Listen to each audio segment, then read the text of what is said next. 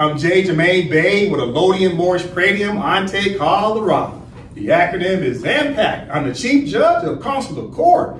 Today is Class 186. Class 186. What did we learn in Class 185? Well, we started learning a little bit more about international law regarding the subject matter of what? Well, can states, right? Once states are established by recognition, right? When other states recognize each other, or if they recognize each other through signing treaties and creating diplomatic relations, can now, once that state that has been recognized, can it exist without a government? Does that state as a name have a right to exist without a government? Does it have a right to exist without a population? Does it have a right to exist even in the absence of diplomatic relations with other states? And the answer is yes. Therefore, the Empire of Morocco, as an example, had a right to exist as a sovereign and independent state, i.e. as a country, since 1956, even though it was in the absence of an effective government, population, or the ability to enter into relations with other states. So what we take away from Class 185 is that all the Moors had to do for the past 68 years, since 1956, was to simply to restore the Moorish government of the Empire of Morocco. All we had to do was sit back into the seats. But under what nationality? Moroccan. And there lies the problem. Moors kept running around talking about they were the true Americans. And that was what's commonly known as propaganda. And this is why the Moors have struggled for over 100 years, because they run around saying they're Americans instead of saying they are Moroccans. And this is why we ended up leaving our mother, our political mother, which is the Empire of Morocco, in a shallow grave, because we've been running around here playing American games, church games, tribal games, and crayon games, instead of understanding how to play the statehood game in order to get our mother out of a shallow grave and to restore our Moroccan nationality and sit back in the seats of a Moroccan government again. Which means that we should do what? Take accountability that we've done what? We've sabotaged ourselves. It's self-sabotage, because we were calling ourselves by a name that didn't exist nowhere in the treaties. The treaties don't say nothing about a Mexican. The treaties don't say nothing about Turtle Island. The treaties don't say nothing about no Al Marrocanis. The treaties don't say nothing about anything of us being Indians or being black or African American. The treaties don't say nothing about tying yourself to some Negro spiritual coalition. The treaty is expressive regarding the Treaty of Peace and Friendship of 1786, Treaty of Peace and Friendship 1836, Treaty of Madrid of 1880, and the Act of Algeciras of 1906 that keeps talking about the Empire of Morocco. No more, no less. So now in Class 185, we start talking about the Empire of Morocco, which is our political mother. We have to pledge allegiance to her through what? The Constitution. So as we continue to move forward in Class 186, this is what we must understand. Even though our state exists and it has a right to exist, which is the Empire of Morocco, which is our mother, and our mother gives us our nationality name, our mother names all of her children the same. The mother, the Empire of Morocco, does not discriminate amongst her children. You know what every last child of the Empire of Morocco's name is? Moroccan. Period. So what we have to learn is that in order for our mother to recognize us, we have to recognize her again. And from that standpoint, then we have to restore the government, because only the government and the state can work side by side to have an effective government. That way you can start to help all your family to come home. It's about unity and synergy as Moors. We are stronger together than we are apart.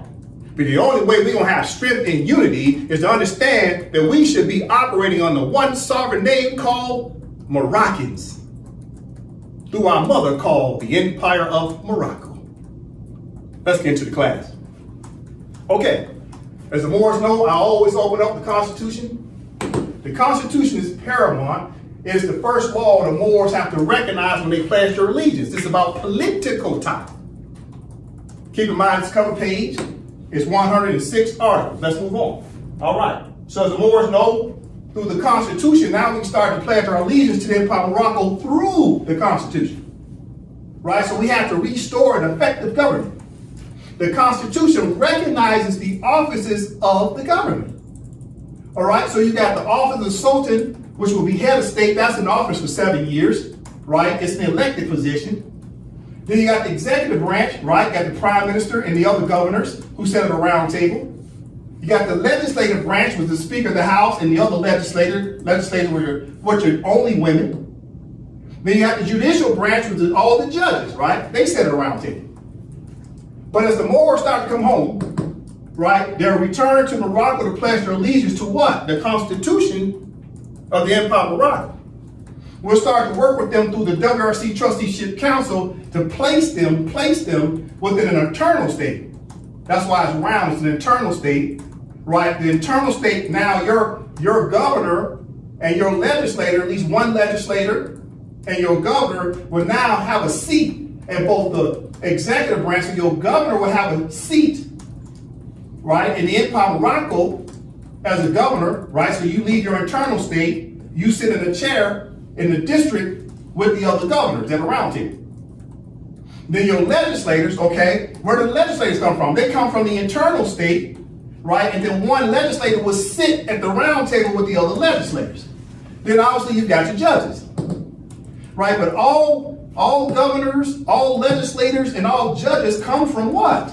The internal state. And then we sit at the empire level, that way we can govern together as a collective. You see, we will govern together as Moors, right? Now, as an example, here's AMPAC's Constitution, right? Constitution of Melodium, Moorish, Pradium, Ante, Colorado, right? So the Moors of the internal territory of Colorado would do what? They would come and sit at a round table.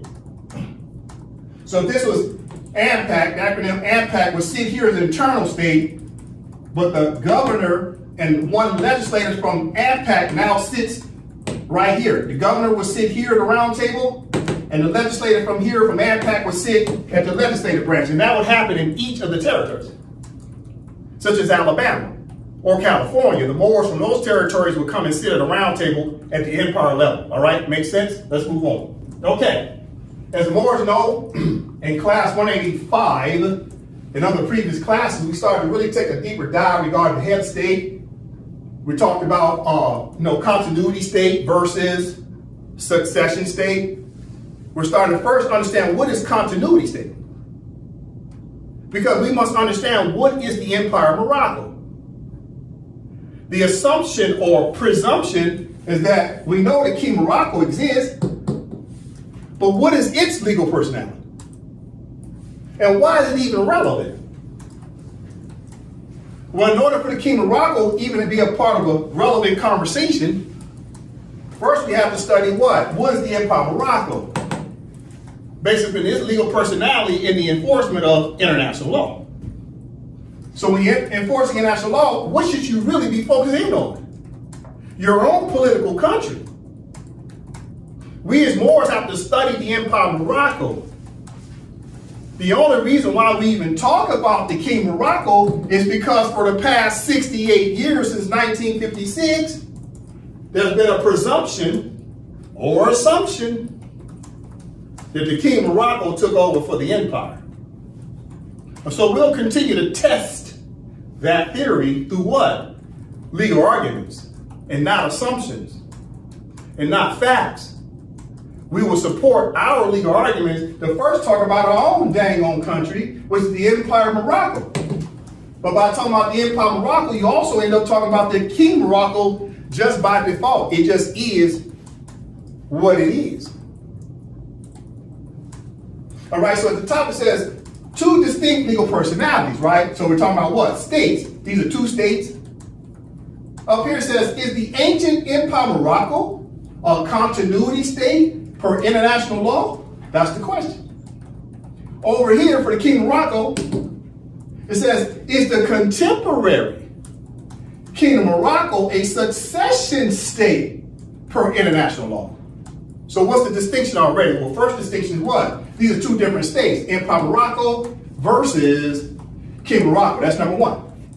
Number two, we also said what? Empire of Morocco is ancient versus the fact that King of Morocco is contemporary because it wasn't created until after 1945. And international law recognizes anything done after the date of 1945 is considered contemporary international law. Sometimes they throw in the word modern, but the reality is anything after 1945 is contemporary. You see? Because we know in Black Law Dictionary to call it modern and ancient law, but the reality is after 1945 it became contemporary understandings of law. Okay? All right, so we'll continue to address this question. These are legal questions. Thus the reason why it says per international law, which is a legal question. You see? All right, listen. I think it's important to note, said class 95, we talked about the fact that Empire of Morocco was a state that had a right to exist even in the absence of one of the elements of the 1933 Montevideo Treaty that talked about 4 elements in Article 1. What are the 4 elements of Article 1? It says, well, a state has a right to be known as a legal personality, right? And international law, states are what? Persons. And that person should possess 4 qualities. What's the 4 qualities? Well, it's what? Population, territory, government, and the ability to enter into relations with other states. So that's 4 elements. So we learned in class 185 that the writer was saying, well, you really don't need all 4 elements in order for the state to exist all by itself. It can just basically be quiet in the dark. Therefore, in international law, they call it the emergence of a state. It's emerging from what? Darkness. What made it dark is there was no light. What does the light mean? That the people, the Moors, as an example, the Empire of Morocco, the Moors, they put a spotlight on themselves to say, hey, we want to be counted for the other nations of planet Earth. You must bring light to yourself. Enlightenment to let everybody else know you exist. But you can only do that through your government because states only talk to the competent authority of your government. That's the rules of engagement. Listen, so I think it's important to know, in the case of France versus United States of America of 1952, this is the judgment, I'm going to remind the world that the United States of America, even in 1952, let me say it again, even in 1952, the United States of America was still recognizing Morocco as what? A country. And listen, we're going to go down to page 20 on the PDF, right? So it'll say page 192 in the left corner, but on the PDF up here it say 20, but right here it says 192. Okay, point of reference. As you can see, the judgment. Okay, the judgment. All right. What does it say right here? Let me move slow. Okay, Brother Dre, let's read right here in the judgment what was being said in the case, right here. The second contention of the United States is based upon the geographically limited character of the renunciation of consular jurisdiction by Great Britain. This was restricted in its scope to the French zone. it has been claimed on behalf of the United States that Great Britain retained its jurisdictional rights in the Spanish zone, and it has been argued that the United States, which still treats Morocco as a single country, is entitled under the Most Favored Nation clause in Article 24 of its treaty to the same jurisdictional rights which Great Britain today exercises in part of Morocco by virtue of the Treaty of 1856. Okay, so what's important here? Now, right here in this, I'll read from the top. The second contention of the United States is based upon a geographically limited character of the renunciation of consular jurisdiction by Great Britain. This was restricted in its scope to the French zone. It has been claimed on behalf of the United States that Great Britain retained its jurisdictional rights in the Spanish zone, and it has been argued that, quote, the United States, which still treats Morocco as a single country. Let me read it again. The United States still treats Morocco as a single country. So the United States is still treating Morocco in 1952 as a single country. I mean, the United States is still saying Morocco still exists, right?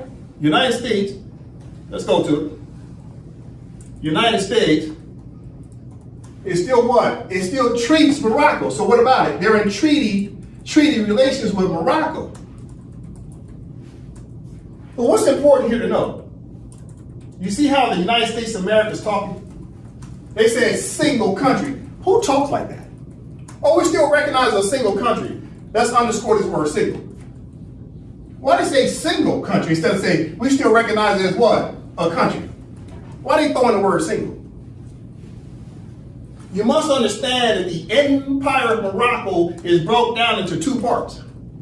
There's inner Morocco and outer Morocco. The United States of America was being clear saying, we just recognize Morocco as just one single country, whether you're talking about inner Morocco or outer Morocco, meaning they're talking about what? The district where the Sultan lived in Africa versus the empire itself that spans over continents, islands, and peninsulas. So the United States of America said, look, we just recognize it as an empire and not necessarily talking about these zones that France is talking about, Spain's talking about a zone. The United States is like, look, forget all that zone talk.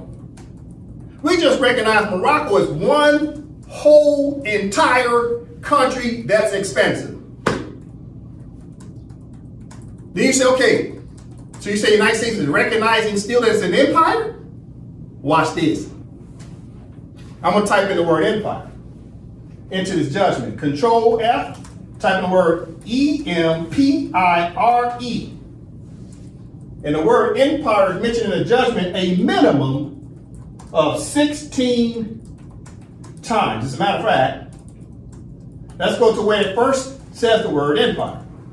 Okay, let's go where it says the word empire the first time in the case. Look, right when it opens up.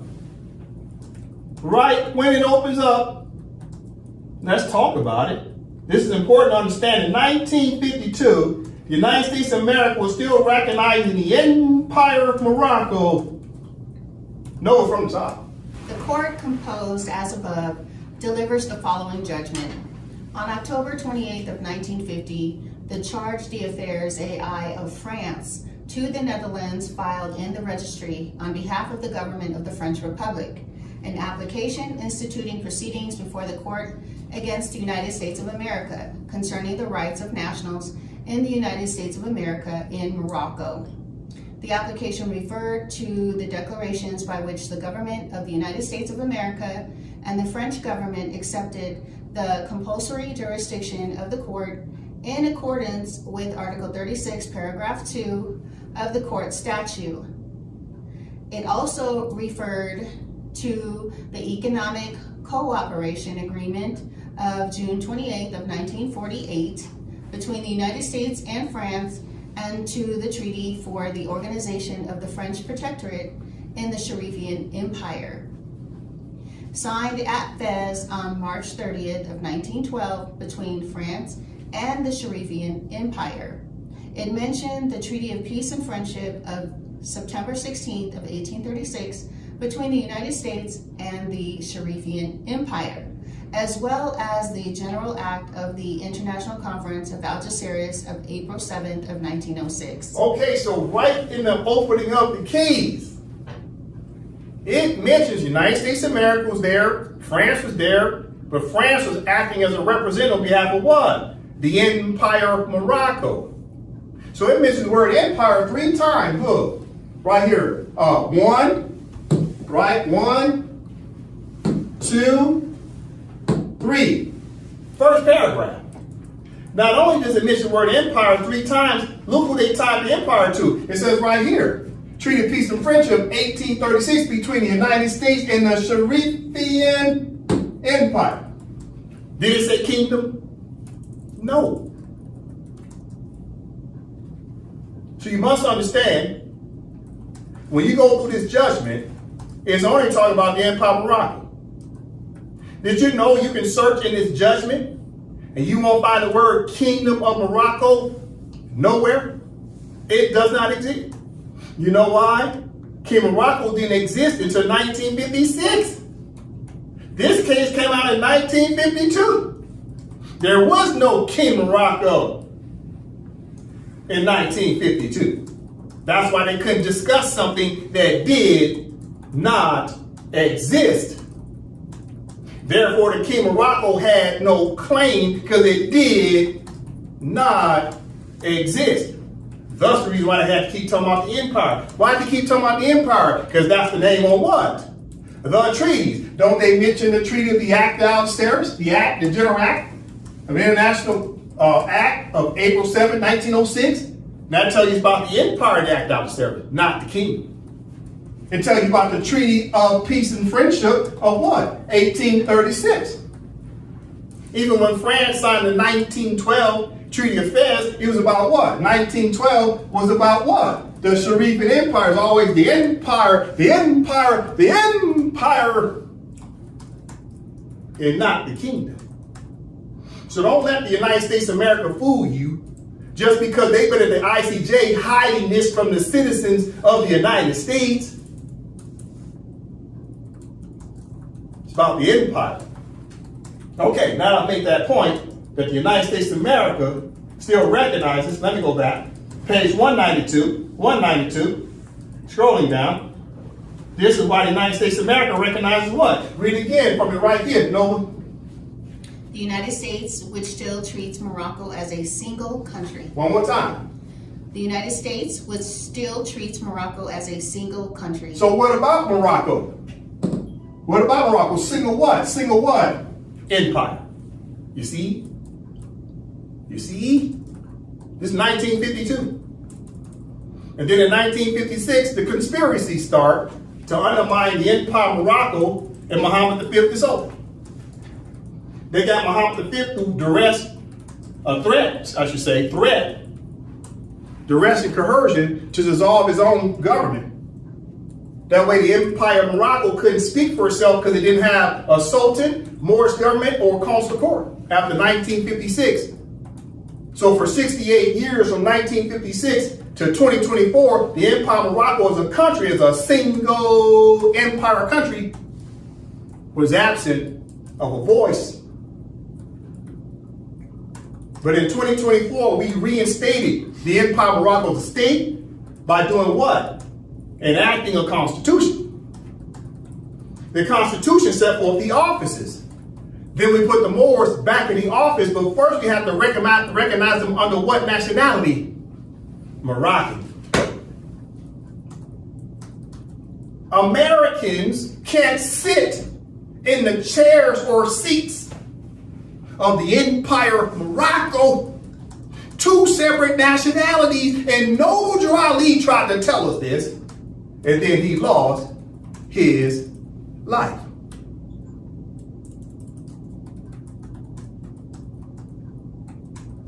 The Moors have a lot of explaining to do as to why it took us decades to understand that Noble said we're Moroccans, and he lost his life, and right after that, everybody came out of the Moor science temple saying we're what? Americans. We got sold out, and we've been struggling ever since. Americans can't sit in the chairs of the Empire of Morocco. It's only for Moroccans. At some point, we're going to have to admit that our own people sold us out because they were working in harmony with the colonist regime. Let's continue. Okay, so in class 185, we were reading over this young lady, Yayun Rim. We thank the writer for writing this state continuity in the actions of the government, the underlying rationale in international law. So it's all about international law, international law, international law. You can't talk statehood without talking about international law, because international law protects the rights and duties of states. You see, the two go hand in hand like night and day. All right, so today we'll read over the next reader, or writer I should say. We're going to read more about this. The title, Dre, is what? Room for State Continuity in International Law, a Constitutionalist Perspective. Annetta Zemelli. All right, thank you, Annetta Zemelli. To give credit where credit is due, we thank you for your scholarship. All right, so the title says Room for State Continuity in International Law, question mark, a Constitutionalist Perspective, right? So we started reading over this, but we have to get to a point where we understand it a little bit more, right? So let's read a few pages. We'll read about, let's say about 6 pages, so we get a little bit more understanding, okay? That way we start to understand about state continuity. Why are we studying state continuity? Because we have to understand what the empire is. What is it about the empire? Not necessarily the kingdom. However, we must also study the kingdom, because for 68 years the world is under the assumption and presumption that the kingdom is the empire. So we have to talk about both, but we need to spend about 2/3 of our time talking about our own political rights of the empire as Moroccans, versus maybe about 1/3 of our time talking about the Kingdom of Morocco, because at some point this might become what's commonly known as a contentious dispute. So we must study our legal arguments in advance. How do we study the Empire of Morocco and its rights and duties as a state? What type of state? Continuity state, the original ancient state. We got to talk about that, because we're pledging allegiance to the empire. We're not pledging allegiance to the kingdom, but we still got to talk about the kingdom, okay? So bear with me. All right. Okay.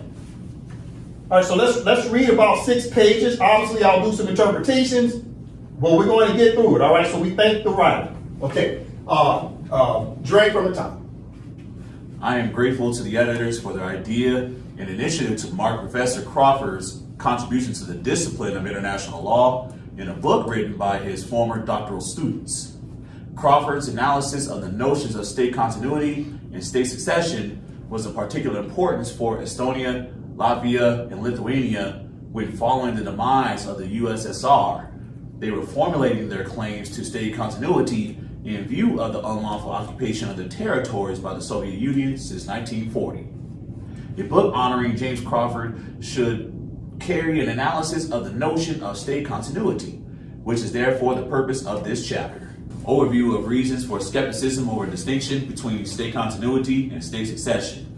Professor Crawford has argued that international law embodies a fundamental distinction between state continuity and state succession. That is to say, between cases where the same state can be said to continue to exist despite sometimes drastic changes in its government, its territory, or its people, and cases where one state has replaced another with respect to a certain territory and people. Okay, pause. Let's read this from a perspective of the Empire of Morocco to get proper context, right? Okay, so when we read it from the top, think this, they're talking about the Empire of Morocco. That's the way you have to think. Okay, let's take it from here, right here. Professor Crawford has argued that international law embodies a fundamental distinction between state continuity and state succession. That is to say, between cases where the same state can be said to continue to exist despite sometimes drastic changes in its government, its territory, or its people, and cases where one state has replaced another with respect to a certain territory and people. The law of state succession is predicated on this distinction. Crawford recognizes that the notion of state continuity has been criticized by many scholars as a misleading and overly political concept. And Brunel pointed out that the assumption of a neat distinction between categories of continuity and state succession only make a difficult... Pause. So you see what Brownie's saying? Pointed out the assumption of a neat distinction between categories. See, they're saying that people making categories. It's just so convenient that now there's categories of states. Meaning this is basically European in scope, and this is a colonial perspective, how the colonists are trying to put states into different categories. But at the same time, there is a need for a rules-based order to understand the legal personalities of states. But the writer is pointing out the fact there's a little bit of gamesmanship, political gamesmanship going on with putting states in categories. You see? So right here, Brother Dre. Brownlee pointed out that the assumption of a neat distinction between categories of continuity and state succession only make a difficult subject more confused. Matthew Craven offers an insightful analysis of the critique of the distinction between continuity and succession, which had already been voiced by Professor O'Connell and later continued by Professor Schachter and others. Observing and analyzing the processes in Central and Eastern Europe at the beginning of the 1990s. This critique focused on the difficulty of placing legal personality in the center of the distinction between continuity and succession. Craven sums it up. If personality connoted nothing more than an undifferentiated legal capacity, it could not usefully be employed as a means of determining what rights and obligations a state might have as a consequence of a change in sovereignty, nor as a way of usefully separating the doctrine of succession from other forms of argument about legal change. I have argued elsewhere that a general category of legal personality is not really helpful when dealing with specific questions that arise in relation to statehood and changes that might affect it. It is, in fact, not a function of legal personality. Legal personality demonstrates the recognition of a particular legal system and means that, in principle, the entity concerned has rights and obligations. Pause. Let's get an understanding here. What just happened? Okay, read again from here. I have argued elsewhere that a general category of legal personality is not really helpful when dealing with specific questions that arise in relation to statehood and changes that might affect it. It is, in fact, not a function of legal personality. Pause.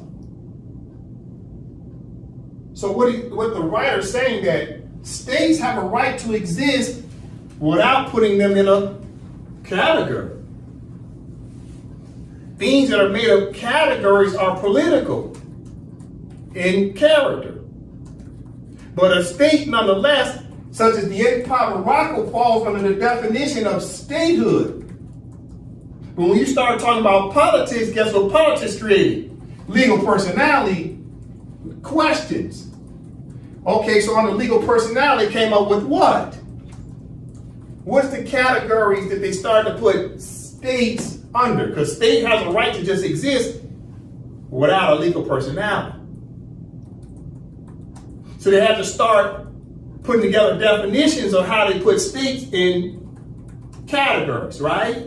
Okay, what's an example? What is the writer trying to say? States have a right to exist despite all these different legal personalities that was created by the Europeans. Listen, what do I have up here? This is the Vienna Convention on Succession of States and respective treaties done at Vienna on 23rd August 1978. So on August 23rd, 1978, the United Nations came up with the Vienna Convention on succession of states and respective treaties, and they started to define, right, because the main topic was about what? Decolonization. You see that? 1978. Follow me. So they start putting things in categories, and this is what the writer's talking about, is these different categories that a state has the right to exist despite or in spite or irrespective of all these different categories. You see? So these are categories such as succession of states, right? Then you got what? Predecessor state, right? You got successor state, right? That's a category. You got what? Date of the succession of states. That's a category. Newly independent state. You see?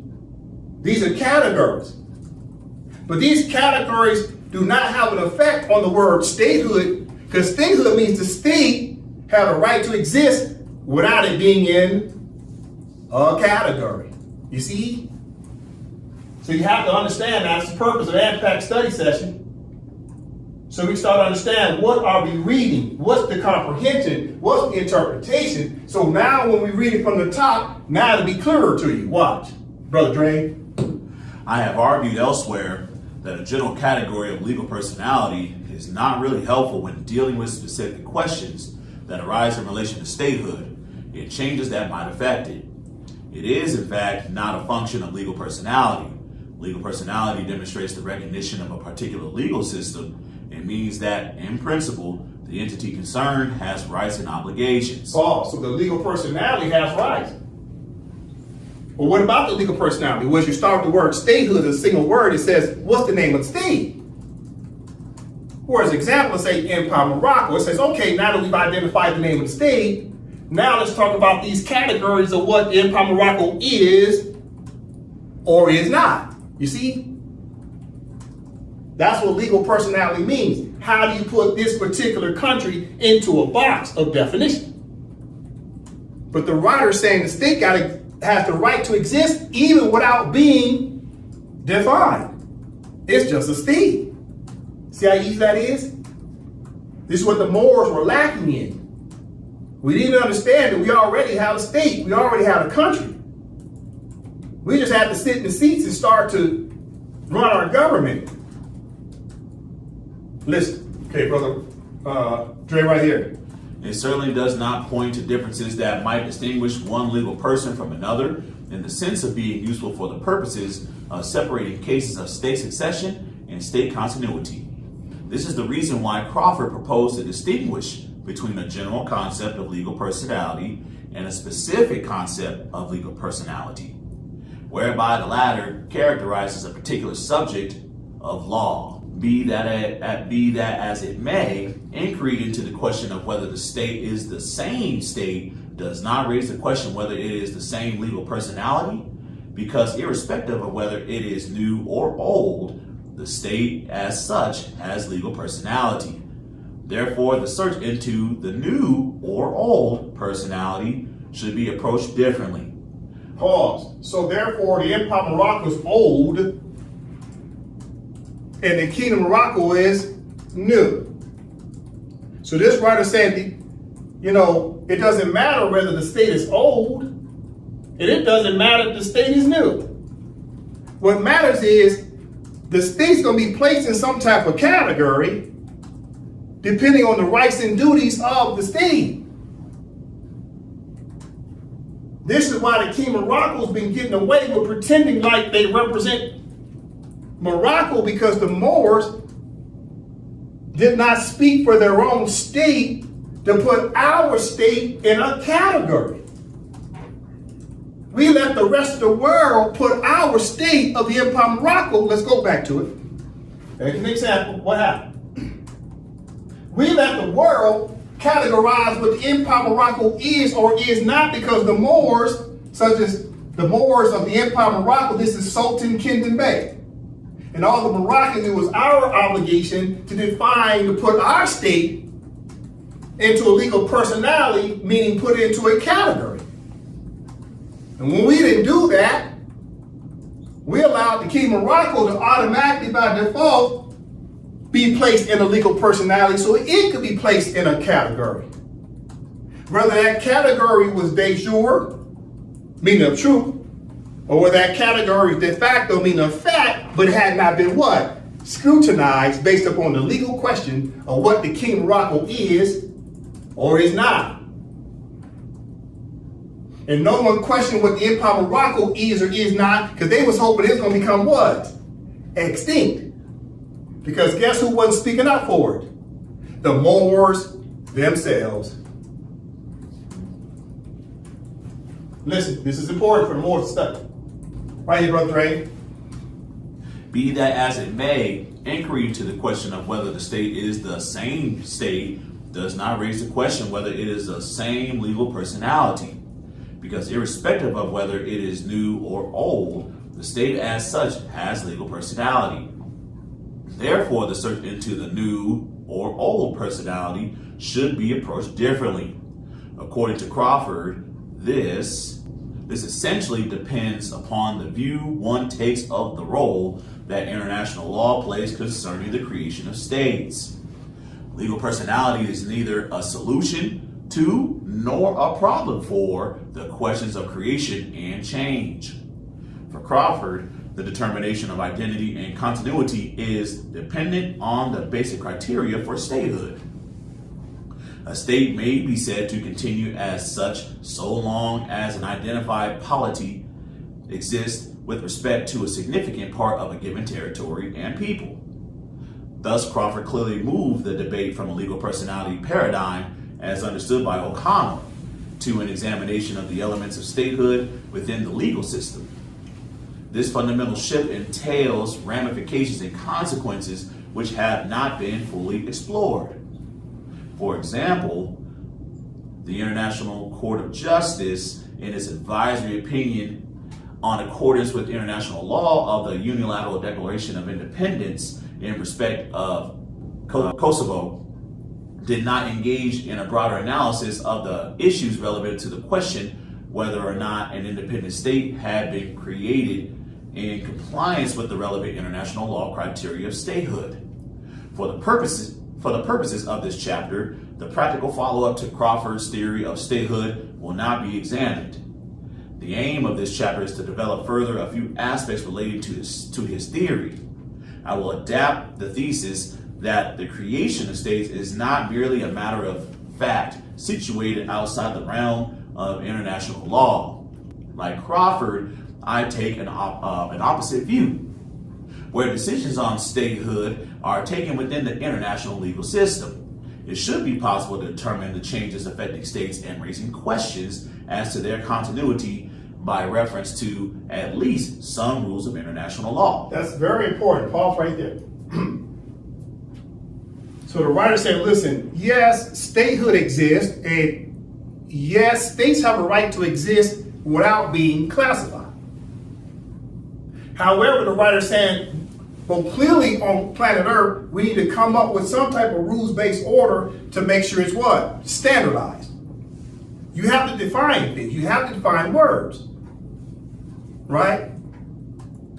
So the writer said, look, on one hand, yes, it's about statehood. States got a right to exist, but I do recognize categories as well.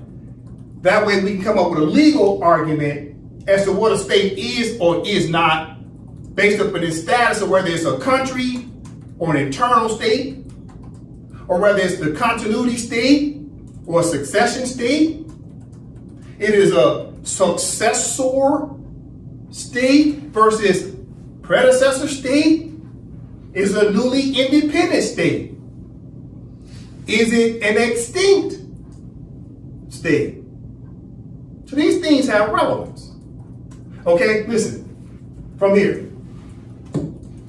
Where decisions on statehood are taken within the international legal system, it should be possible to determine the changes affecting states and raising questions as to their continuity by reference to at least some rules of international law.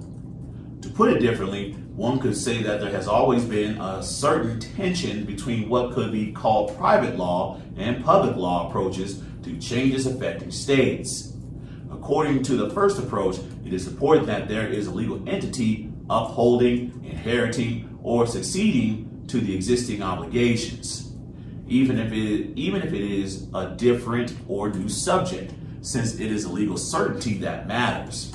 According to the latter, the very existence of the same subject, referring inter alia to the self-identification of the historical community, is of primary importance, and the continuity or discontinuity of rights and obligations normally follow therefrom. As Crawford said, the rights are better referred to the entity than the entity to the rights.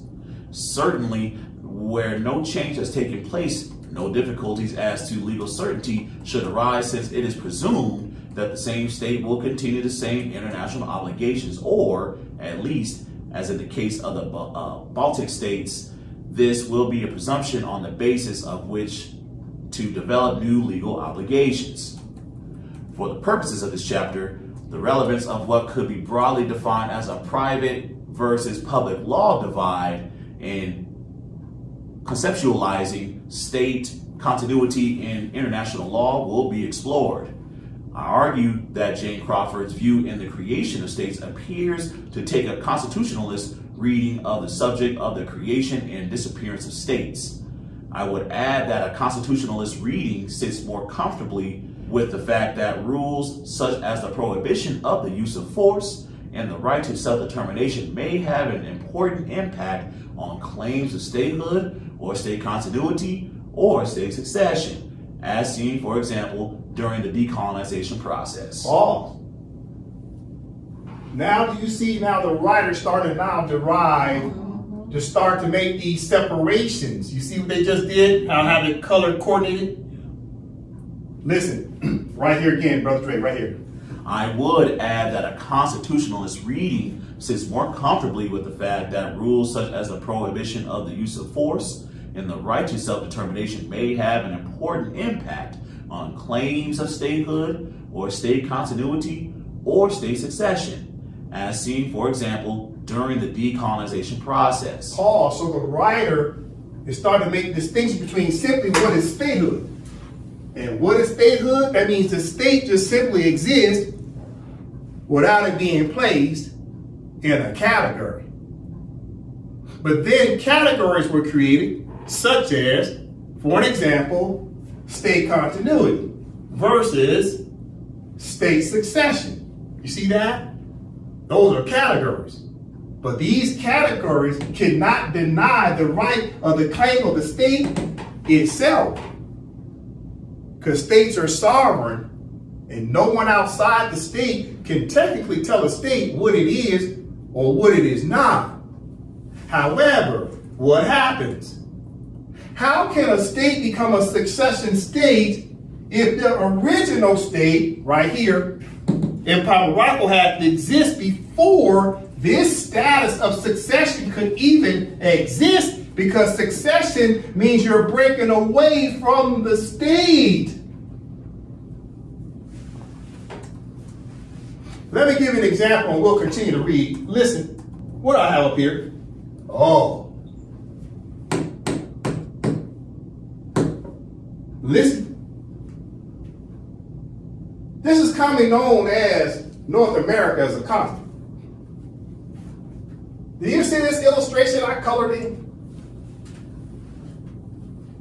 From the top, it is Canada. And yellow, stripes. That's Canada, right? Canada. Over here is the Great Lakes. Down below is what? Commonly known as what? Most people look at that silhouette and say, oh, that's the United States. Okay, let's talk.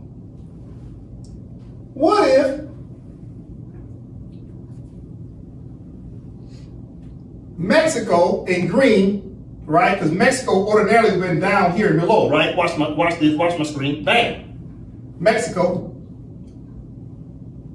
Right? Mexico. And it's Rio Grande. What if Canada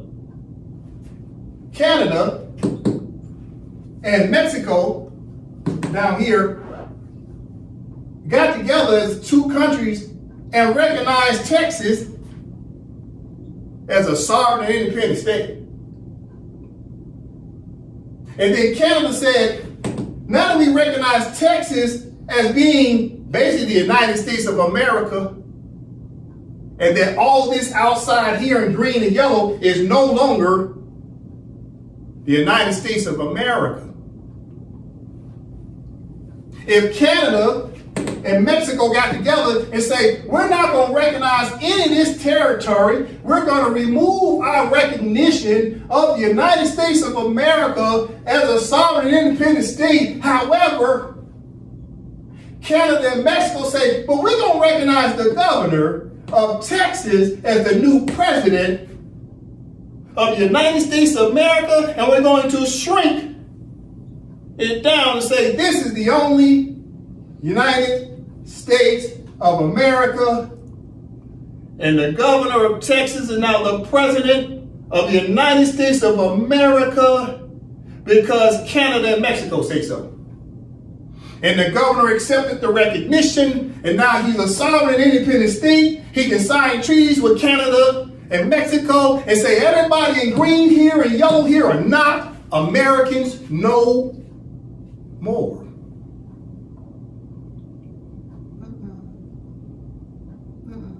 Now, guess what? That's because the governor of Texas was asking Canada and Mexico, would he please, would they please recognize him as a president of the United States of America, and now he's going to change his name from Texas to being the Republic of the United States of America. It was United States of America. Now it's the Republic of the United States of America. Two different names. The other countries say, we don't recognize the United States of America no more. Now we only recognize the Republic of the United States of America that only encompasses this small territory. And all the rest of the countries on planet Earth say, we don't recognize the United States of America no more. But we will get into treaty relations with the new president of the Republic of the United States of America. Only because the governor of Texas, allegedly in this story, was asking Mexico and Canada to recognize this small territory only being the United States of America. Now, while I raise that as an example, the same thing happened to the Empire of Morocco. Allegedly, presumptuously, that what? And pretend like this was the Empire of Morocco of the Moors, and all of a sudden the Europeans got together with Muhammad V and say, Muhammad V, we want you to say that the Empire of Morocco was only this small, but yet it used to be this big. And oh, by the way, Muhammad V, we want you to say all the Moors that were living in the Empire of Morocco in green and yellow, they can't be Moroccans no more. Oh yeah, Muhammad V, these Moors have to now, they want to be Moroccans because they used to be Moor subjects, i.e. Moroccans. Now they got to come to this small territory to be Moroccans. All because some Europeans said so, and Muhammad V on a what? Threat, duress, and coercion by the Europeans decided to now say the empire is only this small and the Moors don't have a right to their Moroccan nationality. Can you imagine if Canada and Mexico told these Americans in green and yellow they don't have a right to their American nationality because the governor of Texas signed a contract that says these are no longer Americans in green and yellow, and Americans are only right here? Can you imagine what would happen? Then what the hell do you think the Moors are going to do when the Moors, these people are black, all these Negroes, blacks, and colors that live in the yellow and green area, when they find out that they were Moors, i.e. Moroccans, they find out that their Moroccan nationality was taken from them and they became Americans overnight. Then you turn around and say, and now you Negroes, blacks, and colors, we're going to tell you you don't even have a right to be Moroccan no more. We're not even going to let you go home. That's like telling Americans they don't have a right to be Americans. You think they're going to lay down and accept that? No. Then what makes you think Moors are going to lay down and tell you they don't have a right to be Moroccans again? We're going to talk about that today, the conspiracy. Trying to deny the Moors their Moroccan nationality, but yet, spoiler alert, I'm going to prove to you that the King of Morocco will turn around and still recognize the Moors as Moroccans. Pay attention. Listen, so in my example, we're talking about statehood. So an example, United States of America would have been the state, but if Texas broke off and did a succession, that means Texas would have had to break off from the original state. You see, there can be no succession without the original state, which means the original state's got a right to do what? Exist no matter what. But then they'll have to do what? Fight for rights, right? You got to fight for your rights. So if the governor, listen. Okay, so if the governor, Mexico and Canada pull this off, that means the what? The continuity state will be what? The United States of America in yellow and green, it would still have the right to exist as a state, even though the governor of Texas got into a conspiracy with Mexico and Canada to say the United States of America don't exist. The United States of America as a state has a right to exist, so what would need to happen? The United States of America say, we still have our government. Our government says the United States of America still exists, despite what the governor of Texas did with other countries. You see? So the writer under the word statehood is saying the United States of America has a right to exist under the word statehood, regardless of its legal personality of what category you're trying to put it in.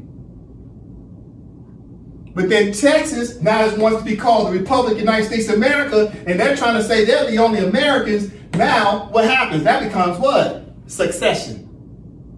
United States of America, continuity state. Texas, succession state. You following me?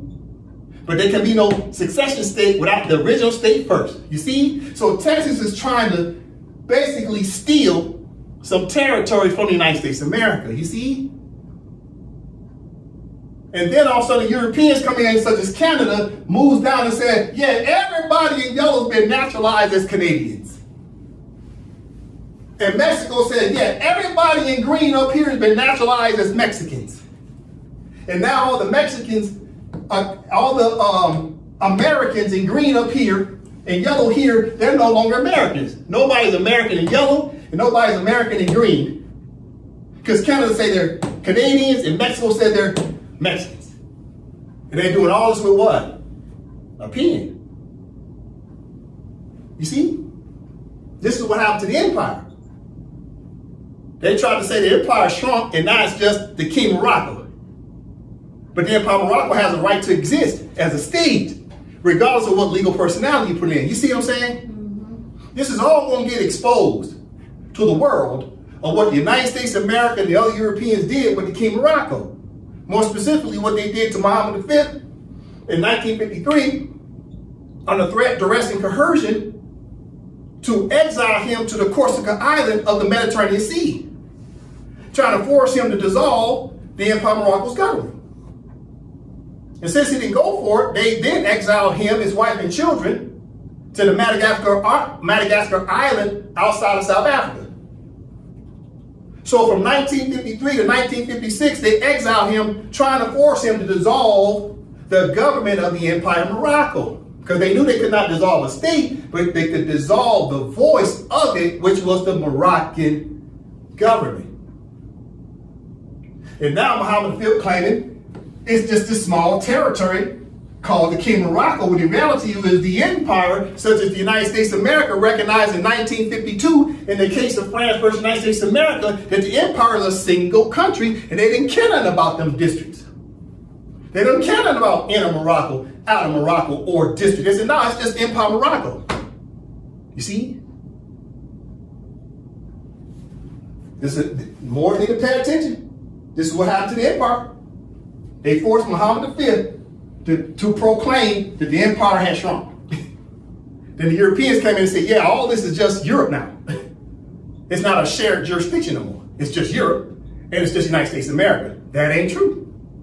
It's a shared jurisdiction of countries. Listen, okay, Brother Drake, from right here again, I would add that a constitutionalist reading sits more comfortably with the fact that rules such as the prohibition of the use of force and the right to self-determination may have an important impact on claims of statehood or state continuity or state succession, as seen, for example, during the decolonization process. So pause on the decolonization process or any type of state succession. For example, state succession would be Texas. Who would be state continuity? United States of America, but Texas is trying to break off. Okay, another example would be what? On the decolonization, it would be what? Empire Morocco, state continuity, and Kingdom of Morocco. This is why they say Kingdom of Morocco emerged under decolonization. But they didn't say the Empire Morocco emerged during decolonization. They say the kingdom did.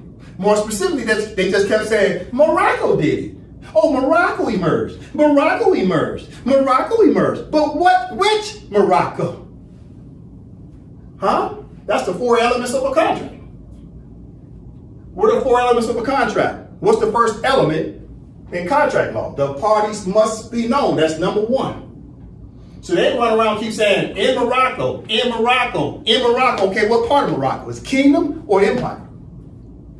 But they never had to ask that question back in 1952 because there was no kingdom. But the kingdom broke off to become succession and left the Empire Morocco void of a government because of what they did to Muhammad V. And they punked the Moors. Any Moors who tried to rise up, they killed them or paid them off. You go back and look at the history of the Western Sahara Moors. They tried to sit back in the chair of Sultan. They were killing them. Anyway, what's my point here? These are 3 statuses: statehood, continuity, succession. In the word statehood, all states have a right to exist without a category. However, if you place a state in a category, now you must define it based on legal personality of international law. Is a state continuity or succession? Let's move on. Brother Dre, right here. The dissolution of states in Central and Eastern Europe in the early 1990s, while in many ways different from the decolonization process, reaffirmed the importance of the question of identity of a new state.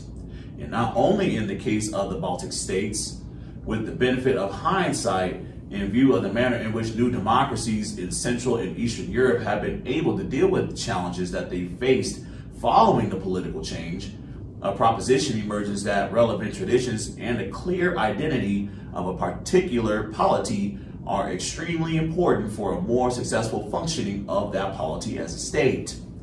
While the claim to identity in the 1990s of the Baltic states, unlawfully occupied by the Soviet Union in 1940, was first and foremost a reaction based on a strong sense that the 3 states and the peoples concerned suffered from one of the most serious violations of international law. Pause. Okay, pay close attention to what we're about to read next. Listen to the writer. I'm just prefacing before we read it. Pay close attention. Right here.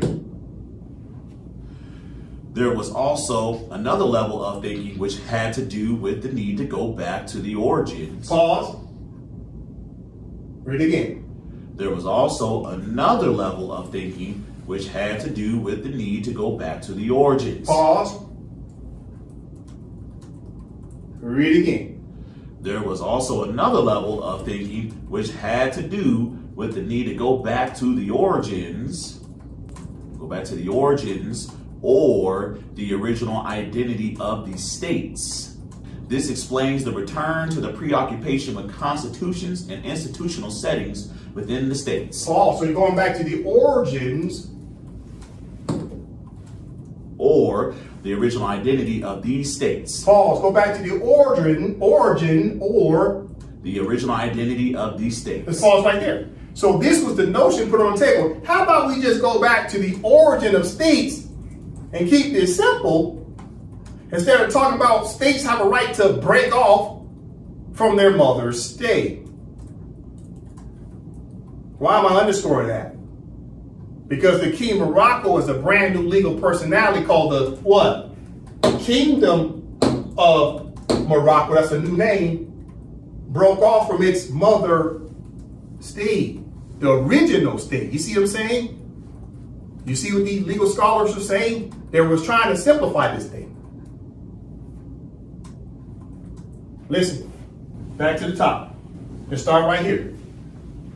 There was also another level of thinking which had to do with the need to go back to the origins or the original identity of these states. Continue. This explains the return to the preoccupation with constitutions and institutional settings within the states. Pause. Read again. This explains. This explains the return to the preoccupation with constitutions and institutional settings within the states. So it says, this explains the return to preoccupation. Before what? Colonialism. Go back to the original names before colonialism. It says what? This explains the return to the preoccupation with constitutions and institutional settings within the states. In other words, go back to the original names of the states, but states should possess a constitution because they recognize the Constitution was paramount because it said it what? An organized dual society that people would recognize people's offices and people's offices would have a term limit. That way the republic, which it stands, could vote for its representatives, which is called the government. But how do you pick the government if you don't have a contract that talks about how to put people in seats? And then how long can they sit there? And what is the duties and responsibilities of the person sitting in the seat? See, the Constitution creates fundamental words that starts the general language of what those expectations are of three branches of government. And guess what? The Moors never had a state constitution that talked about the three branches of government that had term limits. Moors like to run around and sit in chairs for 50 years, like Louis Farrakhan, been sitting at the Nation of Islam since 1975. We're in the year 2026. He's been sitting in the same office for 51 years with no term limit. See, a constitution would have prohibited that. A constitution would say, no, you can only sit here for X amount of years, and if you like to remain sitting here, you got to run for re-election, sir. But instead, in the absence of a constitution, people become what? Monarchs. And they sit there till they die. And this is why we as a people been jacked up, because we got people running our communities for 25, 30, 50, 75 years straight. Same people. Working side by side with the lobbyists and colonists.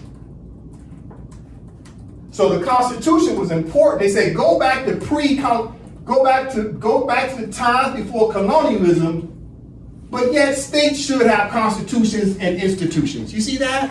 In other words, you need to organize your society that has what? Rules-based order. That way you don't have anarchy. What is she really saying there? She said a constitution. Is your religious book a constitution?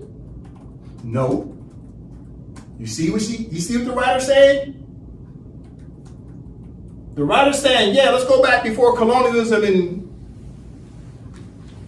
use the religious book to govern people. No, that's not what they're saying. They said it's a separation of what? Church and state. So she intentionally says constitutional institutions and not church institutions. You got to pay attention. This is why the Moors have been failing, because we don't listen and we don't follow instructions. We don't know what it means to emerge as a sovereign and independent state We don't read law.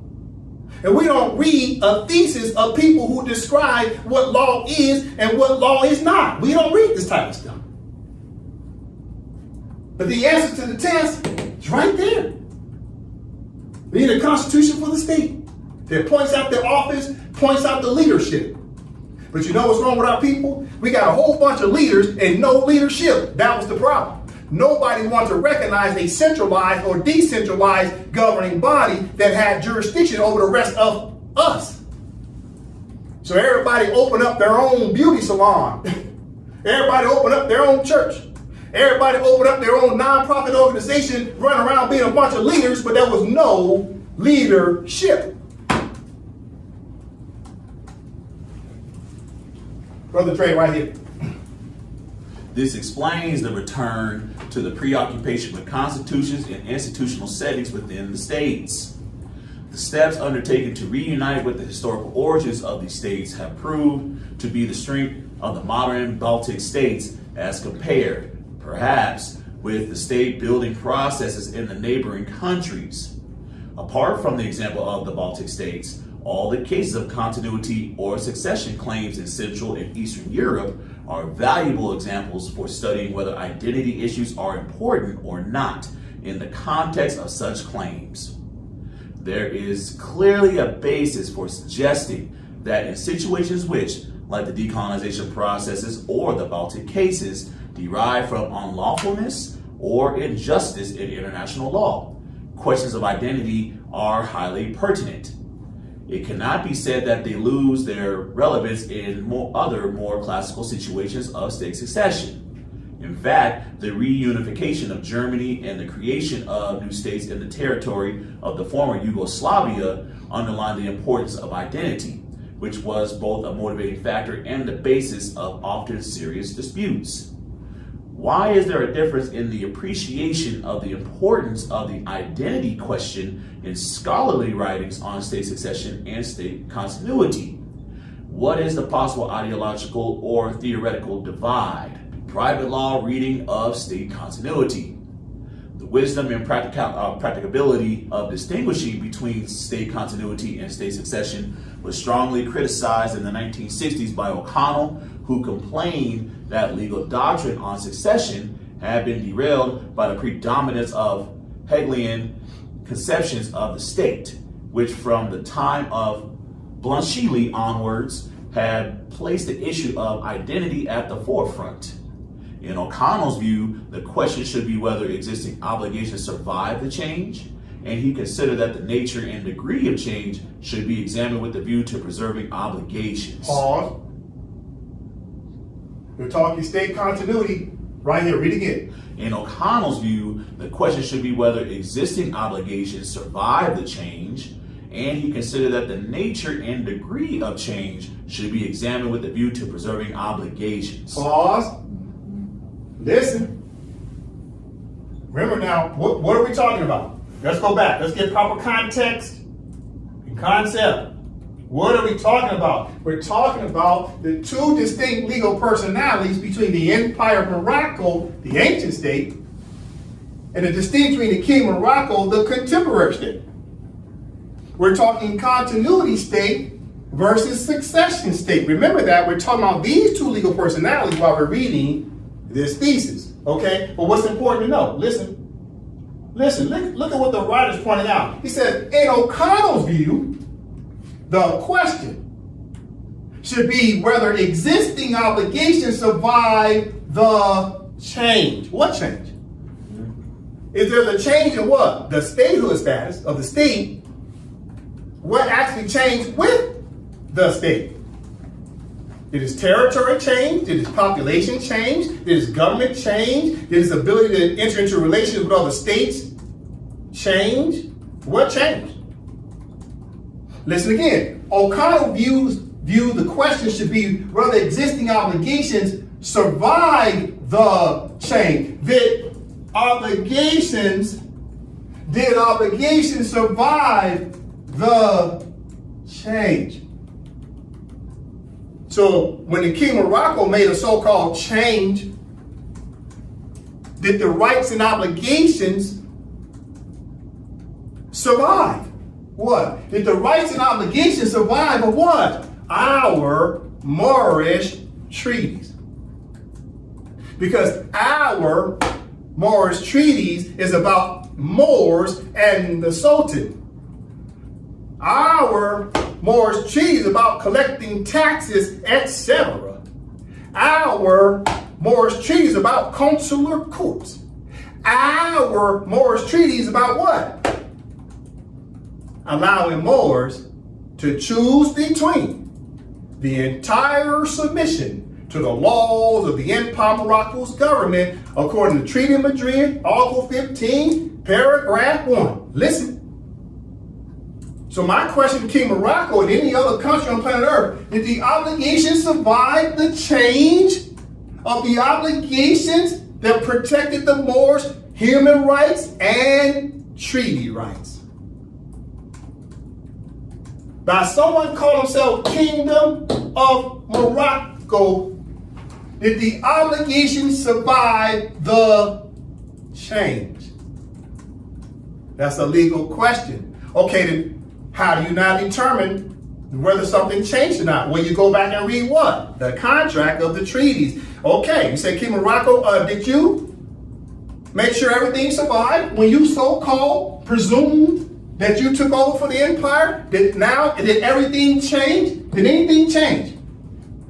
Tell me what survived, King Morocco. I'm talking to you, King Morocco. Tell me what survived during the change when you changed your name to King Morocco. When you did what? What did you do, King Morocco? Let's show everybody what you did. You did this. You turned into this. You turned into King Morocco when it was the Empire of Morocco. You turned to King Morocco. Okay, what survived when you changed? Huh? Listen, I'm talking to the Kingdom of Morocco.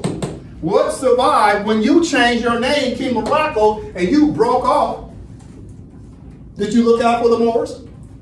Did you enforce our Moorish treaties? Did you set up consular court? Did you collect the taxes on behalf of the Empire of Morocco? Did you make sure you reigned in the order of the Europeans who signed the Act Algeciras? Did you enforce the 123 articles of the Act Algeciras? Did you enforce the 18 articles of the Treaty of Madrid? Did you enforce the 25 articles of the Treaty of Peace and Friendship? The answer is no, no, no. So therefore, what happened? Therefore, the obligations did not survive the change. Ooh. This is too easy. From the top right here, Brother Dre. In O'Connell's view, the question should be whether existing obligations survive the change, and he considered that the nature and degree of change should be examined with the view to preserving obligations. Pause. In class 185, wasn't we reading on the Vienna Convention on state succession in respect to treaties regarding the year 1978, when the final draft came out from the United Nations, in which the Vienna Convention on state succession in respect to treaties technically didn't come into full force until 1996. Think about that. The draft came out around 1967. The final draft came out in 1978. It didn't go into full force and effect until 1996. Why? People was running away from it. They didn't want to be put in categories. Why? Because when you start talking about states, don't the original state have rights? And who's the original state? The Empire of Morocco. So people really didn't want to talk about this whole classification of states because that kind of burns the candle on both ends. They didn't know if it was going to help them or hurt them long term by coming up with definitions that now put states in categories.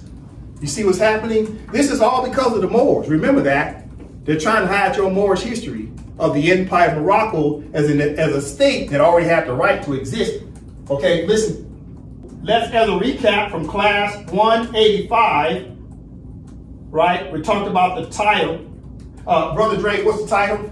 Vienna Convention on Succession of States in respect of treaties done in Vienna on 23rd of August of 1978. We say here, The states parties to the present convention, considering the profound transformation of the international community brought about by the decolonization process. okay, again, Considering the profound transformation of the international community brought about by the decolonization process. so we're talking decolonization. Let's go down to Article 34, just a moment. Article 34, recap, class 185.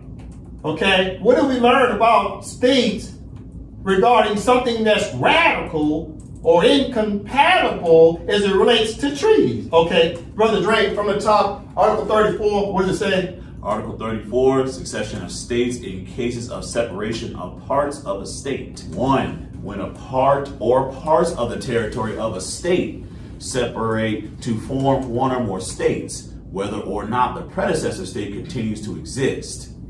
A. Any treaty in force at the date of the succession of states in respect of the entire territory of the predecessor state continues in force in respect of each successor state so formed.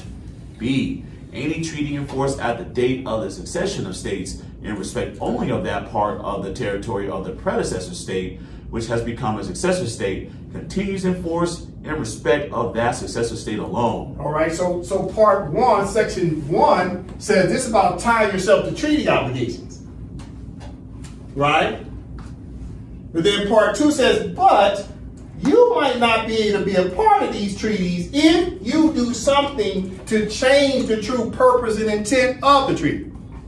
If you're trying to do something to change the object and purpose of the treaty, which means the treaty must survive. What survived when you changed over your name to King Morocco versus the Empire of Morocco got it right to just enforce the treaties as is. See, the Empire of Morocco don't have to play games with the words. The Empire of Morocco ain't gonna do something radical or that's something incompatible to change the rights and duties of the state and of the Moors. But guess who would try to change it? Someone who has nefarious ideas and concepts. And this is why this Vienna Convention is being written during decolonization, because they realized the indigenous people were being screwed. So they have to put some legal reforms in place. Check it out, part 2, Sister Noel. 2, paragraph 1 does not apply if A, the states concerned otherwise agree, or B, it appears from the treaty or is otherwise established that the application of the treaty in respect of the successor state would be incompatible with the object and purpose of the treaty or would radically change the condition of its operation. All right, section 2, part B, let's read it again.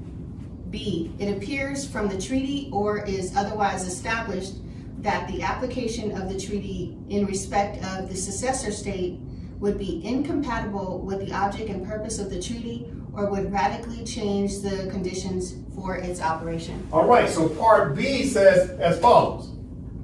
If it appears from a treaty or otherwise established by the application of the treaty in respect of the successor state, let's say King Morocco said they succeeded the empire, it will be incompatible with the object and purpose of the treaty or will be radically change the conditions for its operation. So if King Morocco did not maintain the rights and duties of the empire, and if the King Morocco did not maintain the rights and duties of the Moors, that means King Morocco has done something what? To make radical, right? See that word radical? That means the King Morocco's done something radical to change the true purpose and intent of the treaty. And the treaty was about looking out for the Moors, therefore nothing can be done what? Nothing can be incompatible. Nothing can be incompatible with what? The object and purpose of the treaty. And our treaty's about who? As a recap, who are our treaties about? Okay, this is 1836. Treaty of Peace and Friendship between the Empire of Morocco and the United States of America is all about who? Who is it all about? United States of America. Who's it about? It's about who? Right here. Moors and the citizens of the United States of America. So if you try to cut Moors out of the obligations of the state to look out for the Moors, that means you've done something radical to change the treaty language. You see? It's incompatible. Right? As an example. Now listen. Let's go back to O'Connor. Pay attention. In O'Connor's view, the question should be whether existing obligations survive the change.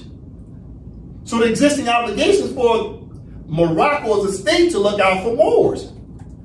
Did the obligation survive? No, it did not. There was no consular courts between 1956 and 2024. Did the rights of the empire to tax, right, to reign in the order of the empire, did that survive? No, because the Moors were not sitting in the Moorish government. Did the Moors have a right to choose between the entire submission of the laws of the empire and become Moroccans again?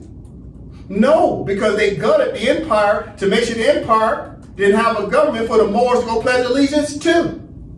And the King of Morocco didn't say, well, you Moors can pledge allegiance to the King of Morocco. No, the King of Morocco did just the opposite. The Kingdom of Morocco said Moors wasn't entitled to their Moroccan nationality. That's a crime against humanity to try to preempt someone's right to pledge allegiance to their original ancient state. So therefore, the obligations did not survive the change. Therefore, the King of Morocco don't have a legal claim to say they've been looking out for the Moors. Then right here continues to say, and he considered that the nature and degree of change should be examined with a view to preserving obligations. You see that? So now international law will say, now we got to take a look and say, who is actually preserving? Who is actually preserving the rights and duties of the state? Who is actually preserving the human rights and treaty rights of the Moors? That's the question. Well, the kingdom is not doing it. Therefore, by default, the Empire of Morocco still have a right to reinstate its own Moorish government to look out for who? The Moors. You see? Because the Moors want to maintain what? What are the Moors going to maintain? Well, under this Vienna Convention, right, let's go back to the top. Under this Vienna Convention, on the law of succession, before there could be succession, there had to be original state. And the original state's the Empire of Morocco. So when you go back down now to Article 34, guess what? The Empire of Morocco ain't gonna have no problem. No problem. Looking out for what? Article 34. The object and purpose of the treaties, because the treaties look out for the Empire of Morocco, the Moorish government, and the Moroccans who are Moors. Because what? Moors are short title for what? Moroccan. You see? So therefore, the King of Morocco is going to lose in their legal arguments, and the Empire of Morocco is going to prevail in its legal arguments, because the Empire of Morocco had a right to simply exist in the first place without even being put in a category. You see? All right. Peter, right here, Noble. To put it differently, he was persuaded that a minimal disturbance of existing legal situations is in the greater interest of humanity, and that such an approach is consistent with the very nature of law. Pause, read again. To put it differently, he was persuaded that a minimal disturbance of existing legal situations is in the greater interest of humanity, and that such an approach is consistent with the very nature of law. So nature's law, human rights say these Moors have a right to their original country. That's nature's law, you see? Even on the definition of statehood. Continue.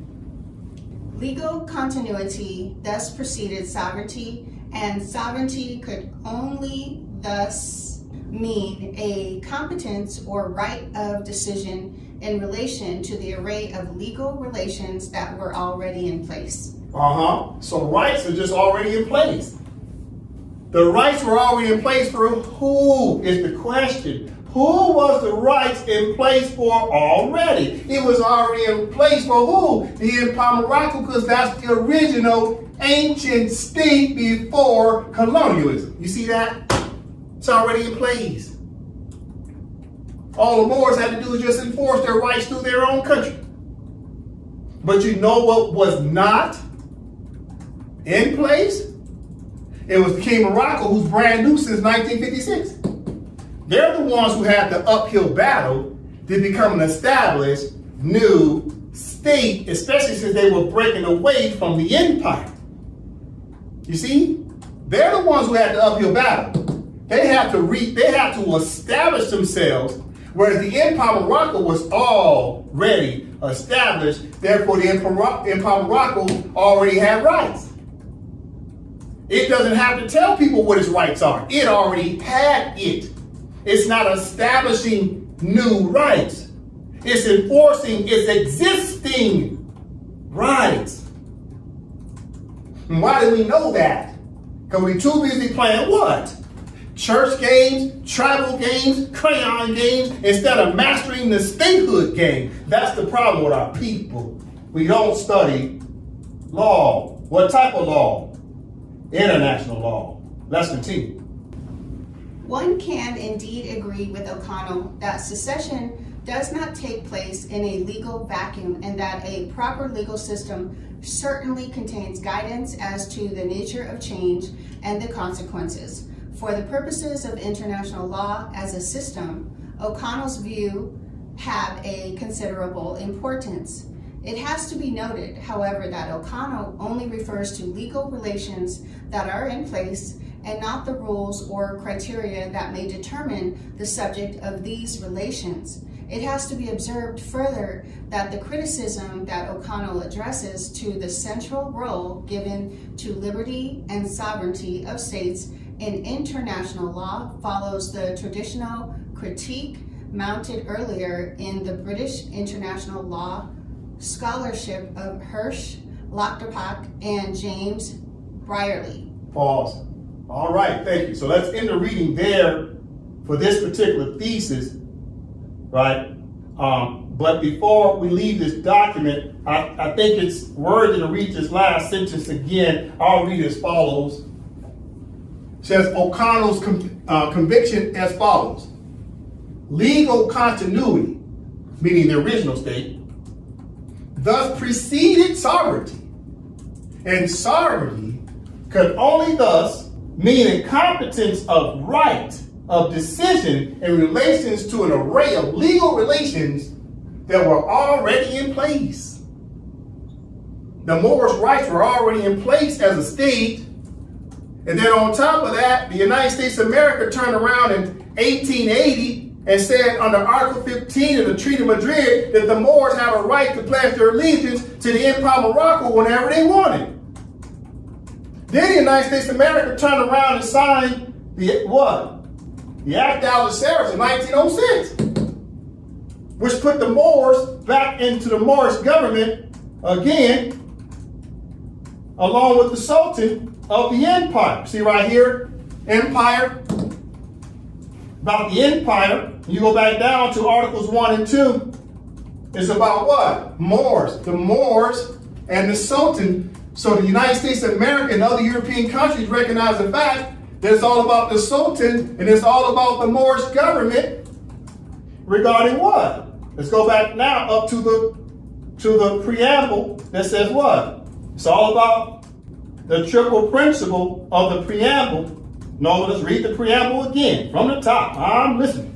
Inspired by the interest attaching itself to the reign of order, peace, and prosperity in Morocco, and recognizing that the attainment thereof can only be effected by means of the introduction of reforms based upon the triple principle of the sovereignty and independence of His Majesty the Sultan, the integrity of his domains, and economic liberty without any inequality, have resolved upon the invitation of His Sharifian Majesty to call together a conference at Algeciras for the purpose of arriving at an understanding upon the said reforms, as well as examining the means for obtaining the resources necessary for their application, and have appointed as their delegates plenipotentiary the following. So it's all about what?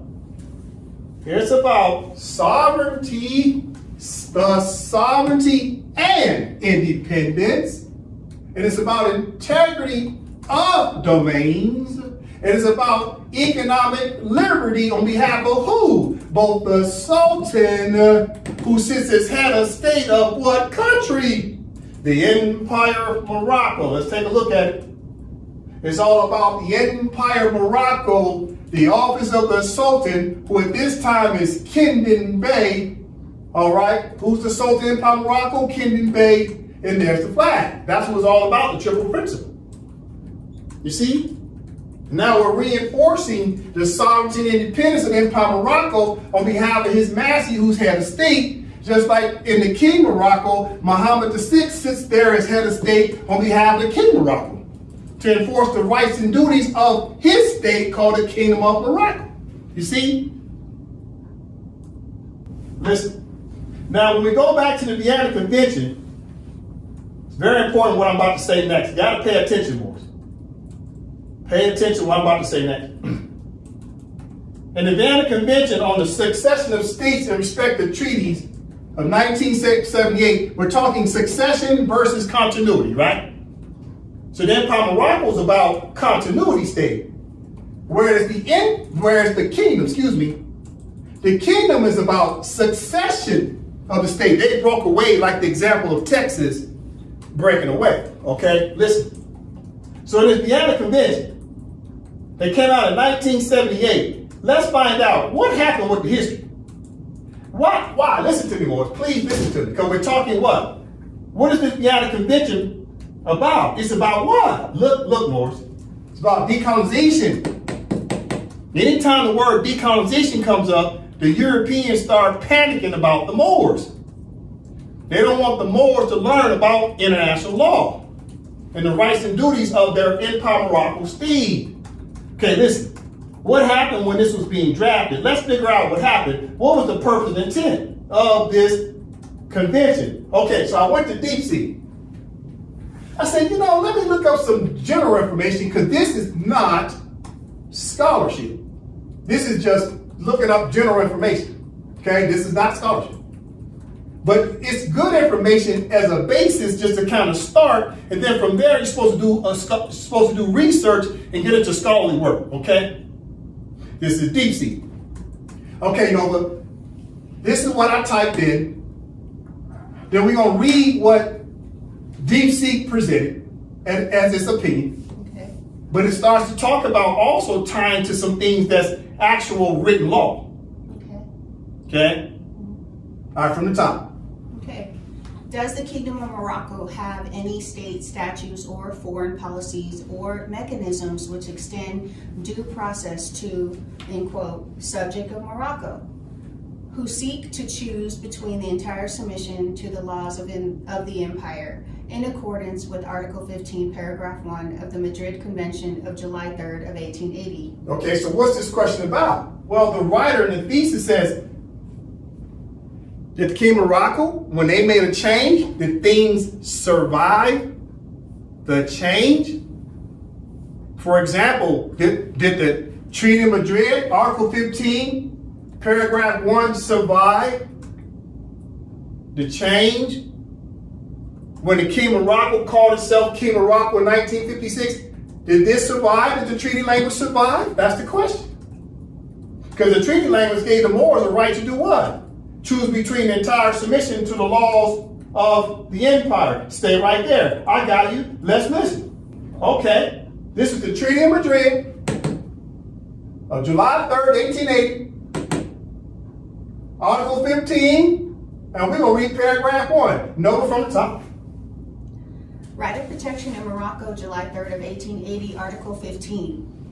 Any subject of Morocco who has been naturalized in a foreign country and who shall return to Morocco shall, after having remained for a length of time equal to that which shall have been regularly necessary for him to obtain such naturalization, choose between entire submission to the laws of the empire and the obligation to quit Morocco, unless it shall be proved that his naturalization in a foreign country was obtained with the consent of the government of Morocco. Pause. Okay, now that we've read it, the obligation was for the Moorish subjects, i.e. the Moors, to return to Morocco so they can pledge their allegiance by doing what? Choosing between the entire submission to the laws of the empire, not the kingdom.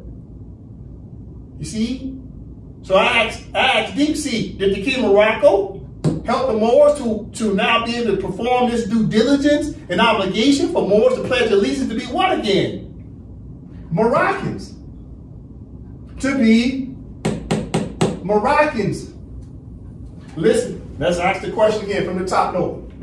Does the Kingdom of Morocco have any state statutes or foreign policies or mechanisms which extend due process to, in quotes, subject of Morocco, who seek to choose between the entire submission to the laws of the empire in accordance with Article 15, Paragraph 1 of the Madrid Convention of July 3rd of 1880. All right, let's read Deep Seek's response. A little bit of AI, right? Okay, let's put human intelligence together with AI, and let's see what we can come up with next. The user asks whether Morocco has any state statutes, foreign policies, or mechanisms that extend due process to subjects of Morocco who seek to choose between the entire submission to the laws of the empire in accordance with Article 15, Paragraph 1 of the 1880 Madrid Convention. In need to search, it says, I need to search for Moroccan laws, policies, or mechanisms that implement this provision. I should search in English, French, and Arabic. I'll start by searching for Article 15, Madrid Convention, 1880 Morocco implementation, and similar queries. The search results show that Article 15 of the Madrid Convention is considered obsolete.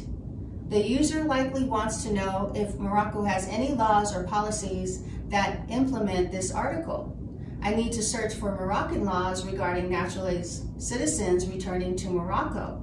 I should also search for Moroccan nationality code and naturalization in Arabic. Okay, so let's get an understanding. Article 15 is a naturalization article, but before the Moors were naturalized, they were basically colonized, so the Moors were both colonized, then they were naturalized. Now it's the responsibility of Moors to do what? Choose between the entire submission of laws of the empire to be Moroccans again and enforce their Moroccan laws. But simultaneously, decolonization is happening in the 40s, 50s, and 60s. Now, the United Nations get together because of decolonization, and they know that the Muhammad V of the Empire of Morocco got undermined. And after Muhammad V died in 1961, I believe, then his son, Hassan II, takes over. And that's when all of a sudden, everything starts to really go astray. Because now the King of Morocco is now being ran by Hassan II, and after him, it was Muhammad VI, who's the current monarch king. But what you're going to learn today, if you had a convention on succession states and respective treaties, we started to make the King of Morocco nervous. You're going to learn today King of Morocco was nervous when the United Nations started to put together laws that started to rein in the order of the belligerence that was happening with the United States of America and the King of Morocco and France. Because they knew they were trying to undermine the Moors' human rights. The United Nations started to get around it and say, no, we're going to put in some legal reforms because you're cheating these indigenous people out of their treaty rights and human rights. So what we're going to learn is, now that we read Article 15 of Treaty of Madrid to see that the Moors have a right to choose if they want to be Moroccan or not, let's get an understanding why the Vienna Convention on the Rights and Duties of States was written in the first place. Nova from the top. What did I ask? I asked, okay, look at the question, Nova from the top. What was the initial draft, final draft, and place into force of the Vienna Convention on State Secessions in respect of treaties? Yeah, when was the draft, final draft, and then when it come into force of the Vienna Convention on succession of states in respect to treaties? Let's get some knowledge here. Let's learn. See, you gotta understand there's politics going on based in polity. Everybody keep trying to stop the Moors from finding out their rights. International law starting to rein it in and say, no, these Moors have rights. From the top. Timeline of the Vienna Convention on Secession of States in respect of treaties. The Vienna Convention on Secession of States in respect of treaties, often referred to as the Vienna Convention on State Secession in respect to treaties, was developed through the work of the United Nations International Law Commission, the ILC, and adopted at a UN conference. The initial draft commission's work, the ILC began work on the topic in 1967. What was happening in 1967? Decolonization. Didn't Martin Luther King say that in 1963, decolonization was happening at jet-like speed? See? Now, all of a sudden, the Vienna Convention comes out regarding succession, and they're putting in drafts to talk about decolonization. Because some state want to break away, that's fine, but what's your status? Again, right here. Initial draft commission's work. The ILC began work on the topic in 1967. In 1974, the commission adopted its final draft articles on secession of states in respect of treaties and recommended that the General Assembly convene a conference to consider them and conclude a convention. Pause, read this right here. So 60s decolonization is happening. Here comes the 70s. Read it again, though. In 1974, the commission adopted its final draft articles on secession of states in respect of treaties and recommended that the General Assembly convene a conference to consider them and conclude a convention. So the final draft came out when? Final draft came out in 1974. What happened in 1974? Oh, let's look at the parallel. What happened in 1974? Oh, you see what I got here on the screen? The Western Sahara case at the International Court of Justice. What's the date, Nova? 13th of December of 1974. Pause. So this case, the Western Sahara, at the ICJ advisory opinion was about who? Let's go to it. This right here is what? Judge De Castro in the Western Sahara case. Judge De Castro was talking about who? Who was he talking about? The Sultan Independent Authority, and who else? The independent Moors. You see what I'm saying? Follow me. 1974, they were talking about the independent Moors. In 1974, they were talking about the independent Moors and the Sultan. So now you go back to 1974 of the convention. So when did the final draft come out? 1974. And immediately the Moors are fighting for their rights in Africa. Listen, who was the Moors fighting their rights against? Kingdom of Morocco.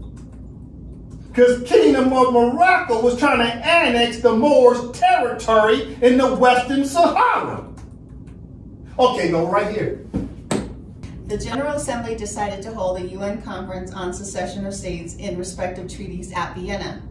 The first session was in 1997, the 4th through the 6th of May.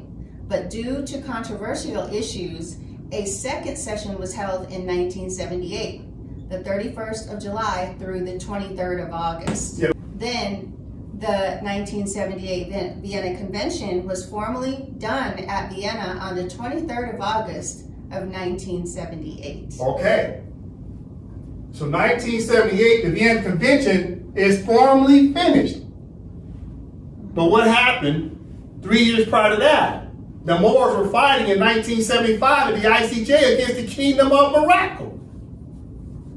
But what happened in the 60s? They had finally started drafting this Vienna Conference to make sure anybody who was breaking away to be succession couldn't undermine the original state. You see? Listen. Entry into force. The convention required 15 ratifications to enter into force. It was entered into force on the 6th of November of 1996 after the required number of states had ratified it. So when did it finally come into force? 1996. So it was initially drafted, right? Let's look at the timeline. I think I got a summary down here. Yep. Let's go. No. Summary table. So we're looking at the stage, the date, and the event. The initial draft, the ILC, in 1974. The final draft articles adopted by the ILC. Then the final draft was the conference on the 23rd of August of 1978. The convention adopted at the UN conference in Vienna. Entry into force on the 6th of November of 1996 after 15 ratifications. So everything happened finally in the year 1996. It entered into force 1996, even though the final draft came out in 1778. What was taking so damn long? It started off in 1967. It doesn't come into full force to 1996. Somebody was giving a lot of pushback. There were literally only 15 people who signed it. There was only 15 people who signed it by 1996. Only 15 ratifications. Somebody didn't like this new bill. I wonder why. I wonder why. It's because the legal scholars keep saying, maybe we should go back to pre-colonial dates and go with the original names of states. And the original state for the Moors was the Empire of Morocco. You see? Listen to what I'm about to say next. If the convention went into full force and effect in 1996, 1996, very important year. Very important year. Why is that? Listen. Keep in mind, the Moors were already fighting the Kingdom of Morocco. The Moors were already fighting the Kingdom of Morocco, in this case of Western Sahara. See right here, King Morocco was already fighting the Moors in Western Sahara because King Morocco trying to annex some land under a brand new name. They don't have no right of claim under a brand new name that was mentioned on planet Earth in 1956. They have no right of claim that's ancient. So what they're trying to do is say they're carrying on the rights and obligations are surviving based upon them saying they're beneficiaries of the empire, while simultaneously undermining Moors, and it was the Moors who had a right to maintain as beneficiaries of the Empire of Morocco, and not the King of Morocco. Listen, I asked a question. Watch this. No, from the top. What major amendments were made to the Kingdom of Morocco Constitution regarding Amazigh, Berber, Tamazight people in 1996? Read it again. What major amendments were made to the Kingdom of Morocco Constitution regarding the Amazigh, Berber, and Tamazight people in 1996? Okay, so now I'm speaking up on this 1996 date because I know something about the Kingdom of Morocco's amendments to their constitution. Why were they making amendments in 1996? Oh, because the definition regarding states came out and they had to hustle up, trying to figure out how they're going to deal with these Moors. Listen, number from the top. 1996 Moroccan Constitution and recognition of Amazigh and Tamazight. The 1996 Constitution of Morocco marked a significant step in recognizing the Amazigh Berber identity and language, though it did not make Tamazight an official state language at the time. Key constitutional provisions and changes in 1996. Article 13. The Constitution explicitly states that all citizens have equal rights in seeking education and employment. This was a major inclusion because it legally guaranteed equal access to public services and opportunities for all ethnic groups, including Amazigh people, regardless of language or origin. Article 9 guarantees freedom of movement, expression, association, and the right to belong to any union or political group. This reinforced the rights of Amazigh communities to organize, express their identity, and participate in public life. Also in 1996, the King of Morocco and the Arabs are now making some power moves to amend their constitution in 1996 as a countermeasure to the Vienna Convention on Successor States and respective treaties of 1978. They came into full force in 1996. Now the King of Morocco is making some changes because they just finished arguing with the Moors in the Western Sahara. Now they're trying to put the Moors that's within the territory of King of Morocco under some type of different subjugation, but they have to write in their constitution how they was going to recognize the Amazigh people, i.e. the Berbers. Why are they doing this in 1996? It's because of what's going on in international law. See, everything is about trying to block the Moors' rights. Listen, no. Preamble and national identity. The preamble affirmed Morocco's unity built on the convergence of its Arab, Islamic, Amazigh, and Saharan Hassani components. This was the first time the Constitution formally acknowledged Amazigh identity as part of the national fabric alongside Arab and Saharan Hassani heritage. Commitment to diversity. The Constitution reaffirmed the kingdom's commitment to preserving its diverse, indivisible national identity and to protecting and promoting human rights without discrimination. What it did not do in 1996. Pause. So 1996 was happening. They're recognizing the Amazigh people or Amazi people, commonly known as Berbers, as what? Nationals of the King of Morocco. Pay attention, I'm building up. Pay attention, I'm building up. It's going to admit it. Listen, all right, I'm going to start here. What it did not do in 1996, what didn't happen? What did they not do in their constitution in 1996? All right, keep in mind, this is general information. All right, know it from the top. What it did not do in 1996. Tamazight was not made an official state language alongside Arabic. That change came later in the 2011 constitutional referendum when Tamazight was recognized as an official language. All right, so 1996 was a change to the Constitution Amendment, and then they also did another in 2011. You see how they're taking steps slowly but surely, integrating the Moors to be what? Moroccans again. Listen to what I said. The indigenous people call themselves Amazigh, and they still do. But the King of Morocco got smart after 1996 and said, let's integrate these Moors and call them Moroccans. That way the King of Morocco's Arabs could still maintain their jurisdiction of running the government over the Moors. But the Moors were not sitting in the chairs of government, even though they're recognizing these Moors as Moroccans again within the territory and boundaries of the Kingdom of Morocco. Pay attention, because I'm going to make a point here pretty soon that's going to bust everybody's bubble. Listen from the top. Know again. What it did not do in 1996. Tamazight was not made an official state language alongside Arabic. That change came later in the 2011 constitutional referendum when Tamazight was recognized as an official language.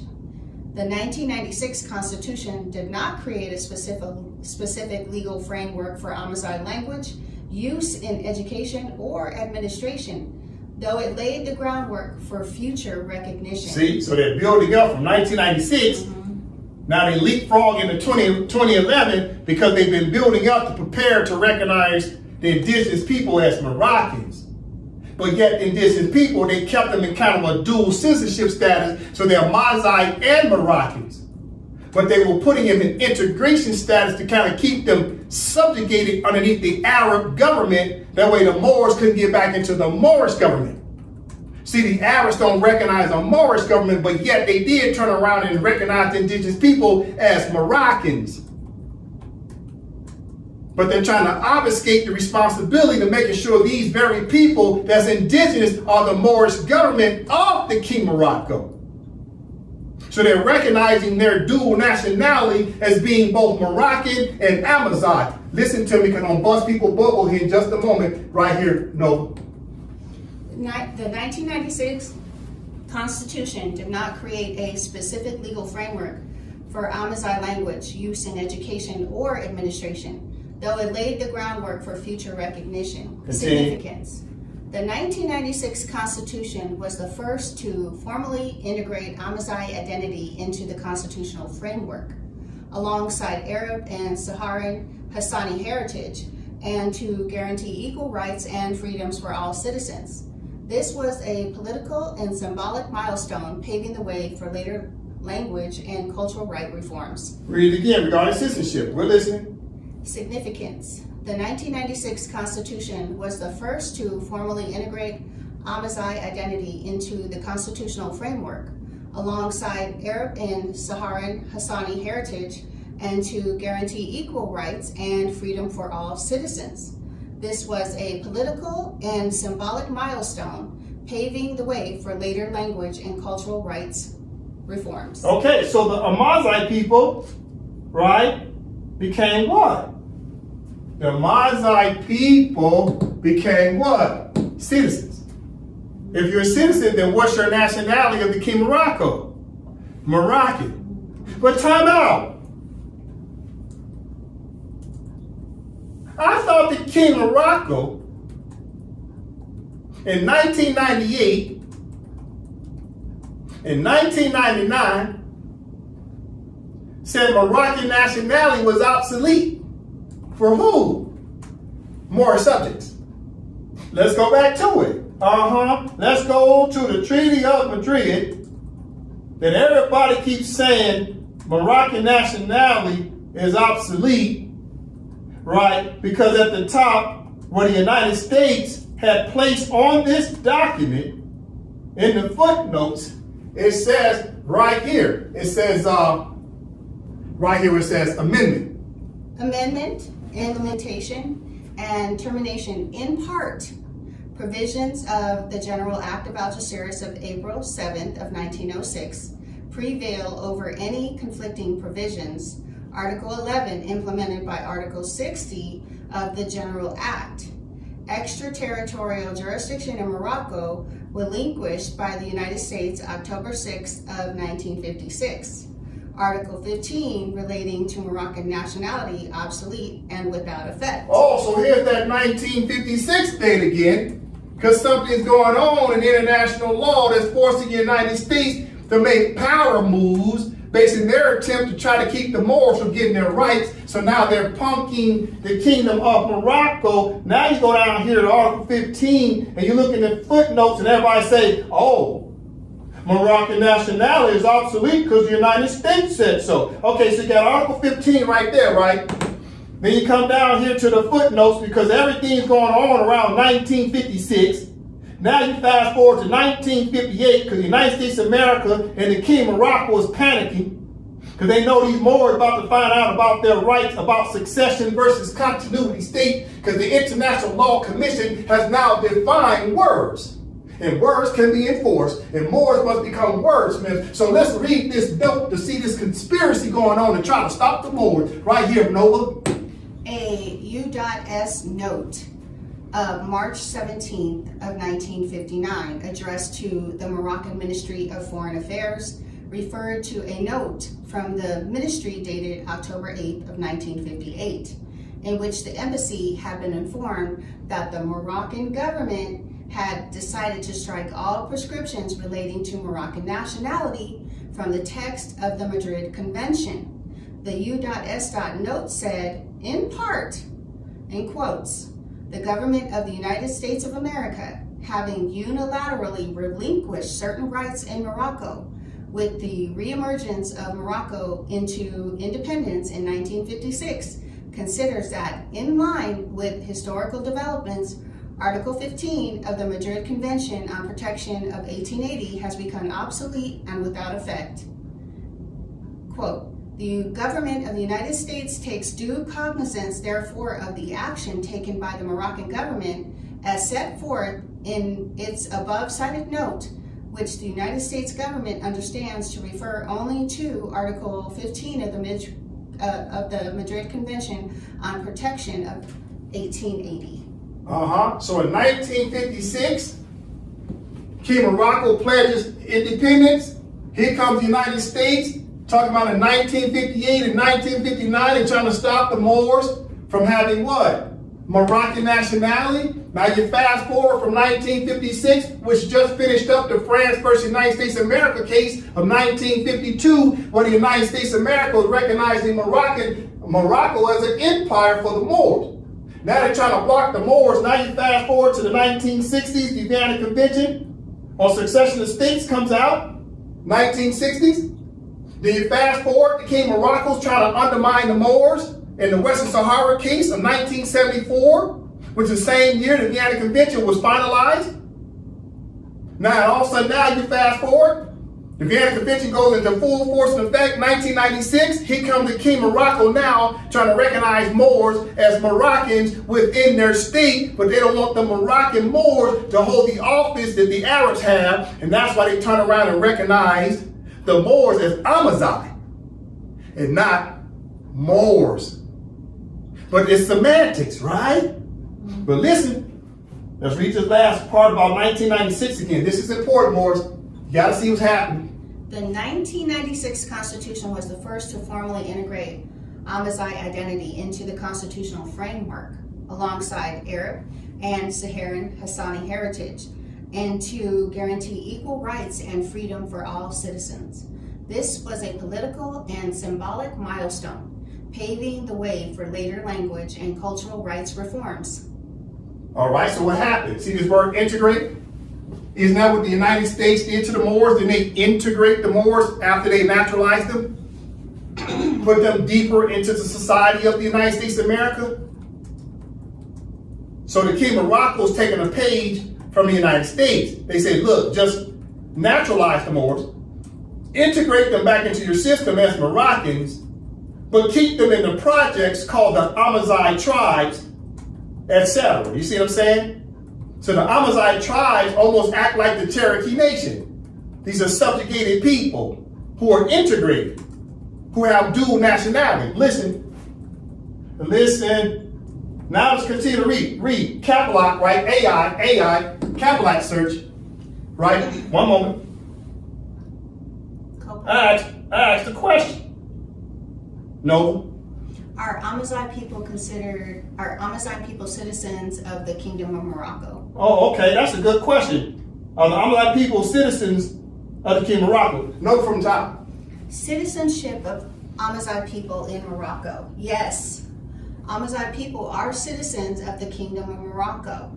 Morocco is a sovereign state, and all individuals born within its territory, including Amazigh people, are automatically citizens by birth. The Amazigh Berber are the indigenous peoples of Morocco with a long history and cultural identity that predates the Arabization of the Maghreb.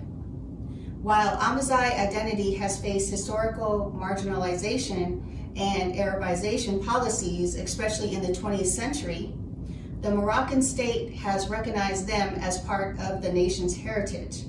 The 2011 Moroccan Constitution formally recognizes the Amazigh language, Tamazight, as an official language alongside Arabic. Paul, so how is it in 1958, in 1959, the United States turns around and says to the Kingdom of Morocco, the Kingdom of Morocco says, oh, Moroccan nationality is obsolete for Moors. But then turn around in 1996, the Kingdom of Morocco says, yeah, we changed our mind. We're going to say Moors can be Moroccans in the Kingdom of Morocco. But my question is, did the Empire of Morocco say Moors could be Moroccans in the Empire of Morocco, yet the Kingdom of Morocco said Moors could be Moroccans in the Kingdom of Morocco? Let me say that again. Kingdom of Morocco said Moors could not be Moroccans. It was obsolete nationality. Then all of a sudden, 1996, they recognizing Moors as Moroccans. But you got these idiots out here keep saying, oh, Moroccan nationality is obsolete because the United States said so. Because they said the Kingdom of Morocco said so. But then come to find out, the Kingdom of Morocco changed their mind and started recognizing Moors of the Kingdom of Morocco as Moroccans again. Therefore, Moroccan nationality is not obsolete. But what's the distinction? Listen, what's the distinction? You see, the King of Morocco is recognizing the indigenous people as Moroccans and giving them dual nationality to say they can be Amazigh and they can be Moroccan. And over here in the Empire of Morocco, we let our mothers stay in a shallow grave, and we as Moors were not speaking up for the Empire of Morocco to recognize the Moors as Moroccans again. So the empire failed to recognize Moors as Moroccans, while simultaneously the King of Morocco started recognizing Moors as Moroccans after 1996. And you know why the Empire of Morocco failed to recognize their own people as Moroccans? Because we're too busy playing what? Church games, tribal games, crayon games, instead of specializing and mastering statehood. That's why. That's why. So them fools out there that keep saying Moroccan nationality is obsolete, well, I got news for you. Not only does the kingdom started recognizing Moors as Moroccans again after 1996, the Empire of Morocco also started recognizing Moors as Moroccans after 2024. So shut the hell up. Anybody out there talking about Moors ain't Moroccans, you better go study law. Listen, let's continue reading. What was the title again? Citizenship of Amazigh people in Morocco. While Amazigh identity has faced historical marginalization and Arabization policies, especially in the 20th century, the Moroccan state has recognized them as part of the nation's heritage. The 2011 Moroccan Constitution formally recognizes the Amazigh language, Tamazight, as an official language alongside Arabic. This constitutional recognition affirms their status as an integral part of Morocco's cultural and national identity, even if their language and traditions have been under pressure in public life.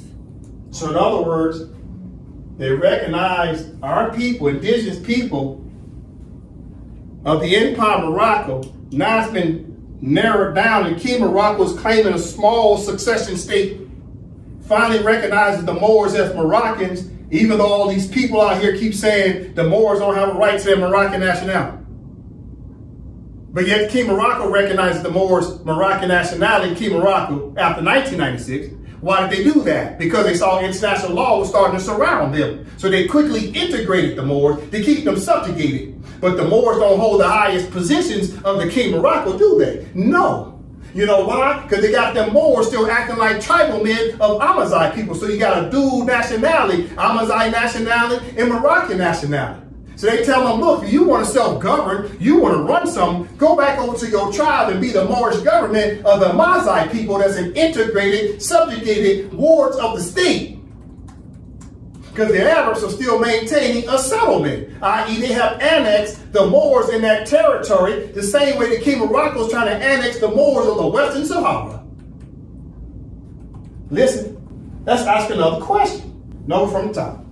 Did the Kingdom of Morocco sign treaties with the Amazigh tribes after 1956? Good question. What happened in 1956? Oh, a brand new state called King Morocco. Did they sign treaties after that? Let's listen.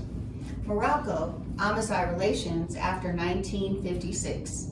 After gaining independence in 1956, the Kingdom of Morocco did not sign new formal treaties with Amazigh tribes in the same way as during the pre-colonial or protectorate periods. Pause. Why not? Because the Empire of Morocco and the Sultan was signing all kind of agreements with the Moors. After 1956, there's no more Sultan. There's no more Moorish government. So now the King of Morocco is not signing nothing because it's a brand new state. So before they came into existence in 1956, prior to that, the Sultan and the Moors were in relations from the top. Morocco-Amazigh relations after 1956. After gaining independence in 1956, the Kingdom of Morocco did not sign new formal treaties with Amazigh tribes in the same way as during the pre-colonial or protectorate periods. Instead, the post-independent state pursued a policy of integration and centralization, aiming to unify the country under the Alawite monarchy while recognizing the Amazigh people's cultural heritage. Pre-1956 context. Before 1956, Morocco was a French protectorate, and the state's authority was strongest in the Bled el Maqsin, cities and plains, but weak in the Bled es Siba, mountains, deserts, and interior, where Amazigh tribes exercised considerable autonomy. Treaties and agreements with tribes were common in earlier periods, especially during the Isidris, Almoravid, the Alawite dynasties, to secure loyalty and control over key regions. Post-1956 approach. After independence, Sultan Mohammed V and later monarchs sought to consolidate power and modernize the state. This involved military campaigns, administrative reforms, and economic incentives to bring tribal areas under central control. While there were no large-scale new treaties in the treaty-making sense, the state did establish administrative posts and garrisons in tribal territories, offer economic development projects like roads, schools, markets to encourage loyalty, and integrate Amazigh leaders into the political system, sometimes through personal agreements or informal understandings rather than formal treaties. Paul, so right here, this last one, they integrated Amazigh leaders into political systems of the King of Morocco, sometimes through personal agreements or informal understandings rather than formal treaties. What's happening? See, that's the middleman. That's the house Negro. They're buying off the Moors of the territories to get them to integrate back into the legal system of Morocco, but they don't want the Moors really to run nothing, so they hire Stephen Candy, and they pay Stephen Candy's what? Personal agreements and informal understandings. That's called the 501c3 of the United States federal government, is now teaching the King of Morocco how to keep Moors as wards of the state by hiring Stephen Candies to keep the field Negroes uneducated. You see what's happening? It's a pattern of behavior. Right here. Cultural recognition. The Amazigh identity was not formally recognized as a distinct nationality until the 2011 Constitution, which made Tamazigh an official language. Before that, the state promoted a unified Moroccan identity, though Amazigh culture was preserved in rural areas. In summary, Pause. Read again. Cultural recognition. The Amazigh identity was not formally recognized as a distinct nationality until the 2011 Constitution. Pause. Read again. Cultural recognition. The Amazigh identity was not formally recognized as a distinct nationality until the 2011 Constitution. Pause. What does that mean? Listen. The Amazigh identity was not formally recognized as a distinct nationality until 2011. So what just happened? They just recognize the Amazigh nationality, which means now that's two separate states, isn't it? That's an integrated state like Cherokee. There's Cherokee as a nationality of a tribe. Then there's United States of America as American. But the United States of America turned around and recognized all the Cherokee Indians as American citizens in 1924. Under the Indian Citizenship Act of 1924. Again, I'll say it again. The Indian Citizenship Act 1924 recognized all so-called Native Americans as citizens of the United States of America. Therefore, they had both American citizenship and they had Cherokee citizenship. Dual nationality. So the King of Morocco took that same standard operating procedure. They adopted it, and in 2011, they recognized the Amazigh people as having distinct nationality, which means they recognize them as what? An internal state. Really just an internal tribe, but they recognize the nationality. That way they could keep them Amazigh people as an autonomous government. That way they weren't trying to sit in the offices of the King of Morocco. They let them sit in the offices of the Amazigh tribe. So they can have what? Self-determination and autonomy away from the King of Morocco, but yet King of Morocco got jurisdiction over them because they're still Moroccan citizens with a dual nationality. You see the game is being played? So what happened? What do we compare this to? Amazigh people now having a distinct nationality within King of Morocco. You know who played that silly game too? The Moorish Science Temple of America. The Moorish Science Temple turned around and said, oh, we're going to be Moorish Americans. That's going to be our nationality. Well, isn't American just simply American? You throwing the word Moorish on the front of which Moorish is an adjective, by the way, and not a noun. You say you're Moorish-American, that means you're simply American. There was no change to the nationality. You didn't say you're Moorish-Moroccan. You say you're Moorish-American. But you was already American because you was already naturalized basically since 1868. Then you turn around and say you're Moorish American because you claim you got some separate nationality, but it's not recognized by the United States of America as a separate, distinct nationality. So it's arbitrary and capricious to say Moorish American is a nationality because it's not, it's an adjective. And there's no Moorish America internal state. We got to stop lying to our people. No, you're simply Moroccans, but the Moroccans under Article 15 of the Treaty of Madrid had an obligation to pledge their allegiance to the Empire of Morocco. There it is right there, Article 15. If you don't follow those instructions, and I'm talking to all the Moors of the Moorish Science Temple, if you don't follow these structures of a treaty, then you will remain naturalized as an American citizen. You're a redhead stepchild. You're adopted. Stop pretending like you got some separate nationality or some separate state. That's a damn lie. And challenge me any day of the week. I'm ready. Continuing. In summary, there were no major new treaties between the Kingdom of Morocco and Amazigh tribes after 1956 in the traditional sense. Instead, the post-independent state relied on integration, administration, and economic incentives to bring tribal areas under its control, while Amazigh cultural identity remained largely informal until constitutional recognition in 2011. So the Moorish Science Temple remains under the control of the United States of America and of the 50 Union States under the 14th Amendment.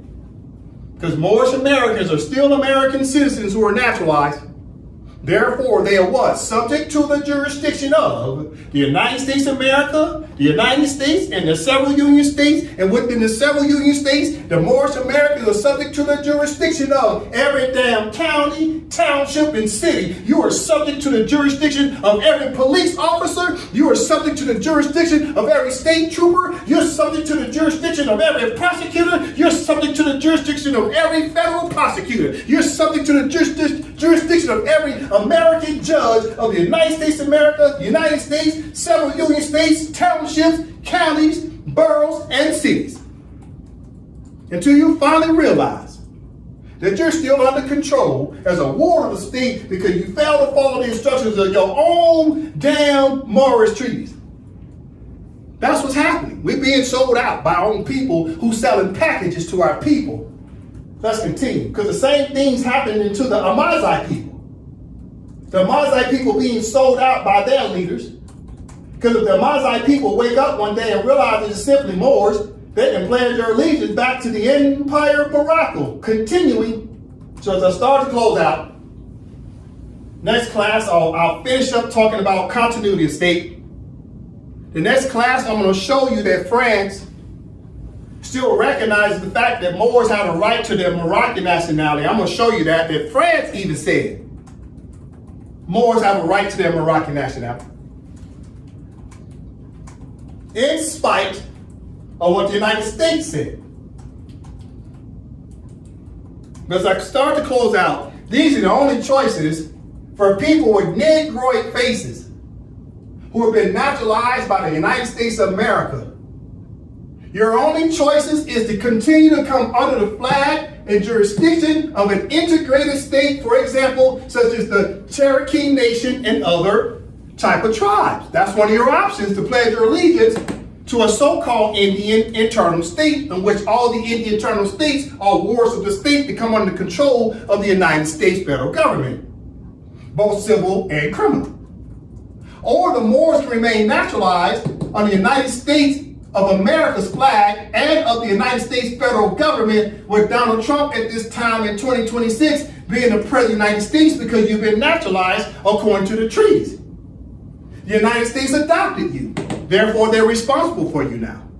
But if you don't want to continue to recognize Donald Trump as president in 2026, then pledge your allegiance back to the Empire of Morocco with the Sultan of the Empire of Morocco, which is Kingdom Bey, who represents head of state.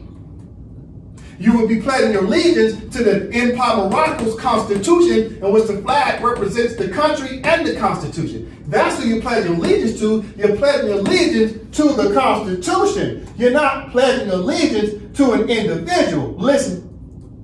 You're pledging allegiance to the Constitution of Morocco for we the people. You do not, I say again, you do not pledge allegiance to the Sultan. You pledge allegiance to the Empire of Morocco, our mother. Listen, so your only choice is pledge allegiance to a Cherokee tribe, for example, continue to be naturalized under the jurisdiction of the United States as a redhead stepchild, or go pledge your allegiance to the King of Morocco, because after 1996, the King of Morocco say Moors can be Moroccans again. Or pledge your allegiance to the Empire of Morocco, which the United States of America has already recognized the fact Moors can pledge allegiance to the Empire of Morocco under this flag. These are the Moors' only choices. We have to understand this as we move forward. So as I start to close out, let me read this last passage on the board.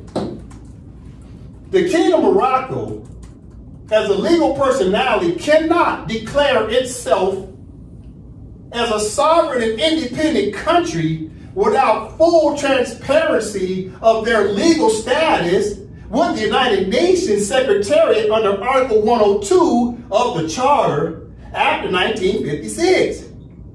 Its political status should be either 1, succession state, or 2, successor state, or 3, continuity state. But continuity state is a presumption through 1956 to 2024, and now after 2024, that presumption don't exist no more. Why? Because now we got the Empire of Morocco Constitution, we got a sitting sultan, and we have what? 3 branches of government. We have 3 branches of government, 1, 2, 3, and we're helping Moors to come back and pledge their allegiance because we're maintaining the treaty obligations to help Moors to choose between the entire submission to the laws of the empire I am that. Islam. Islam.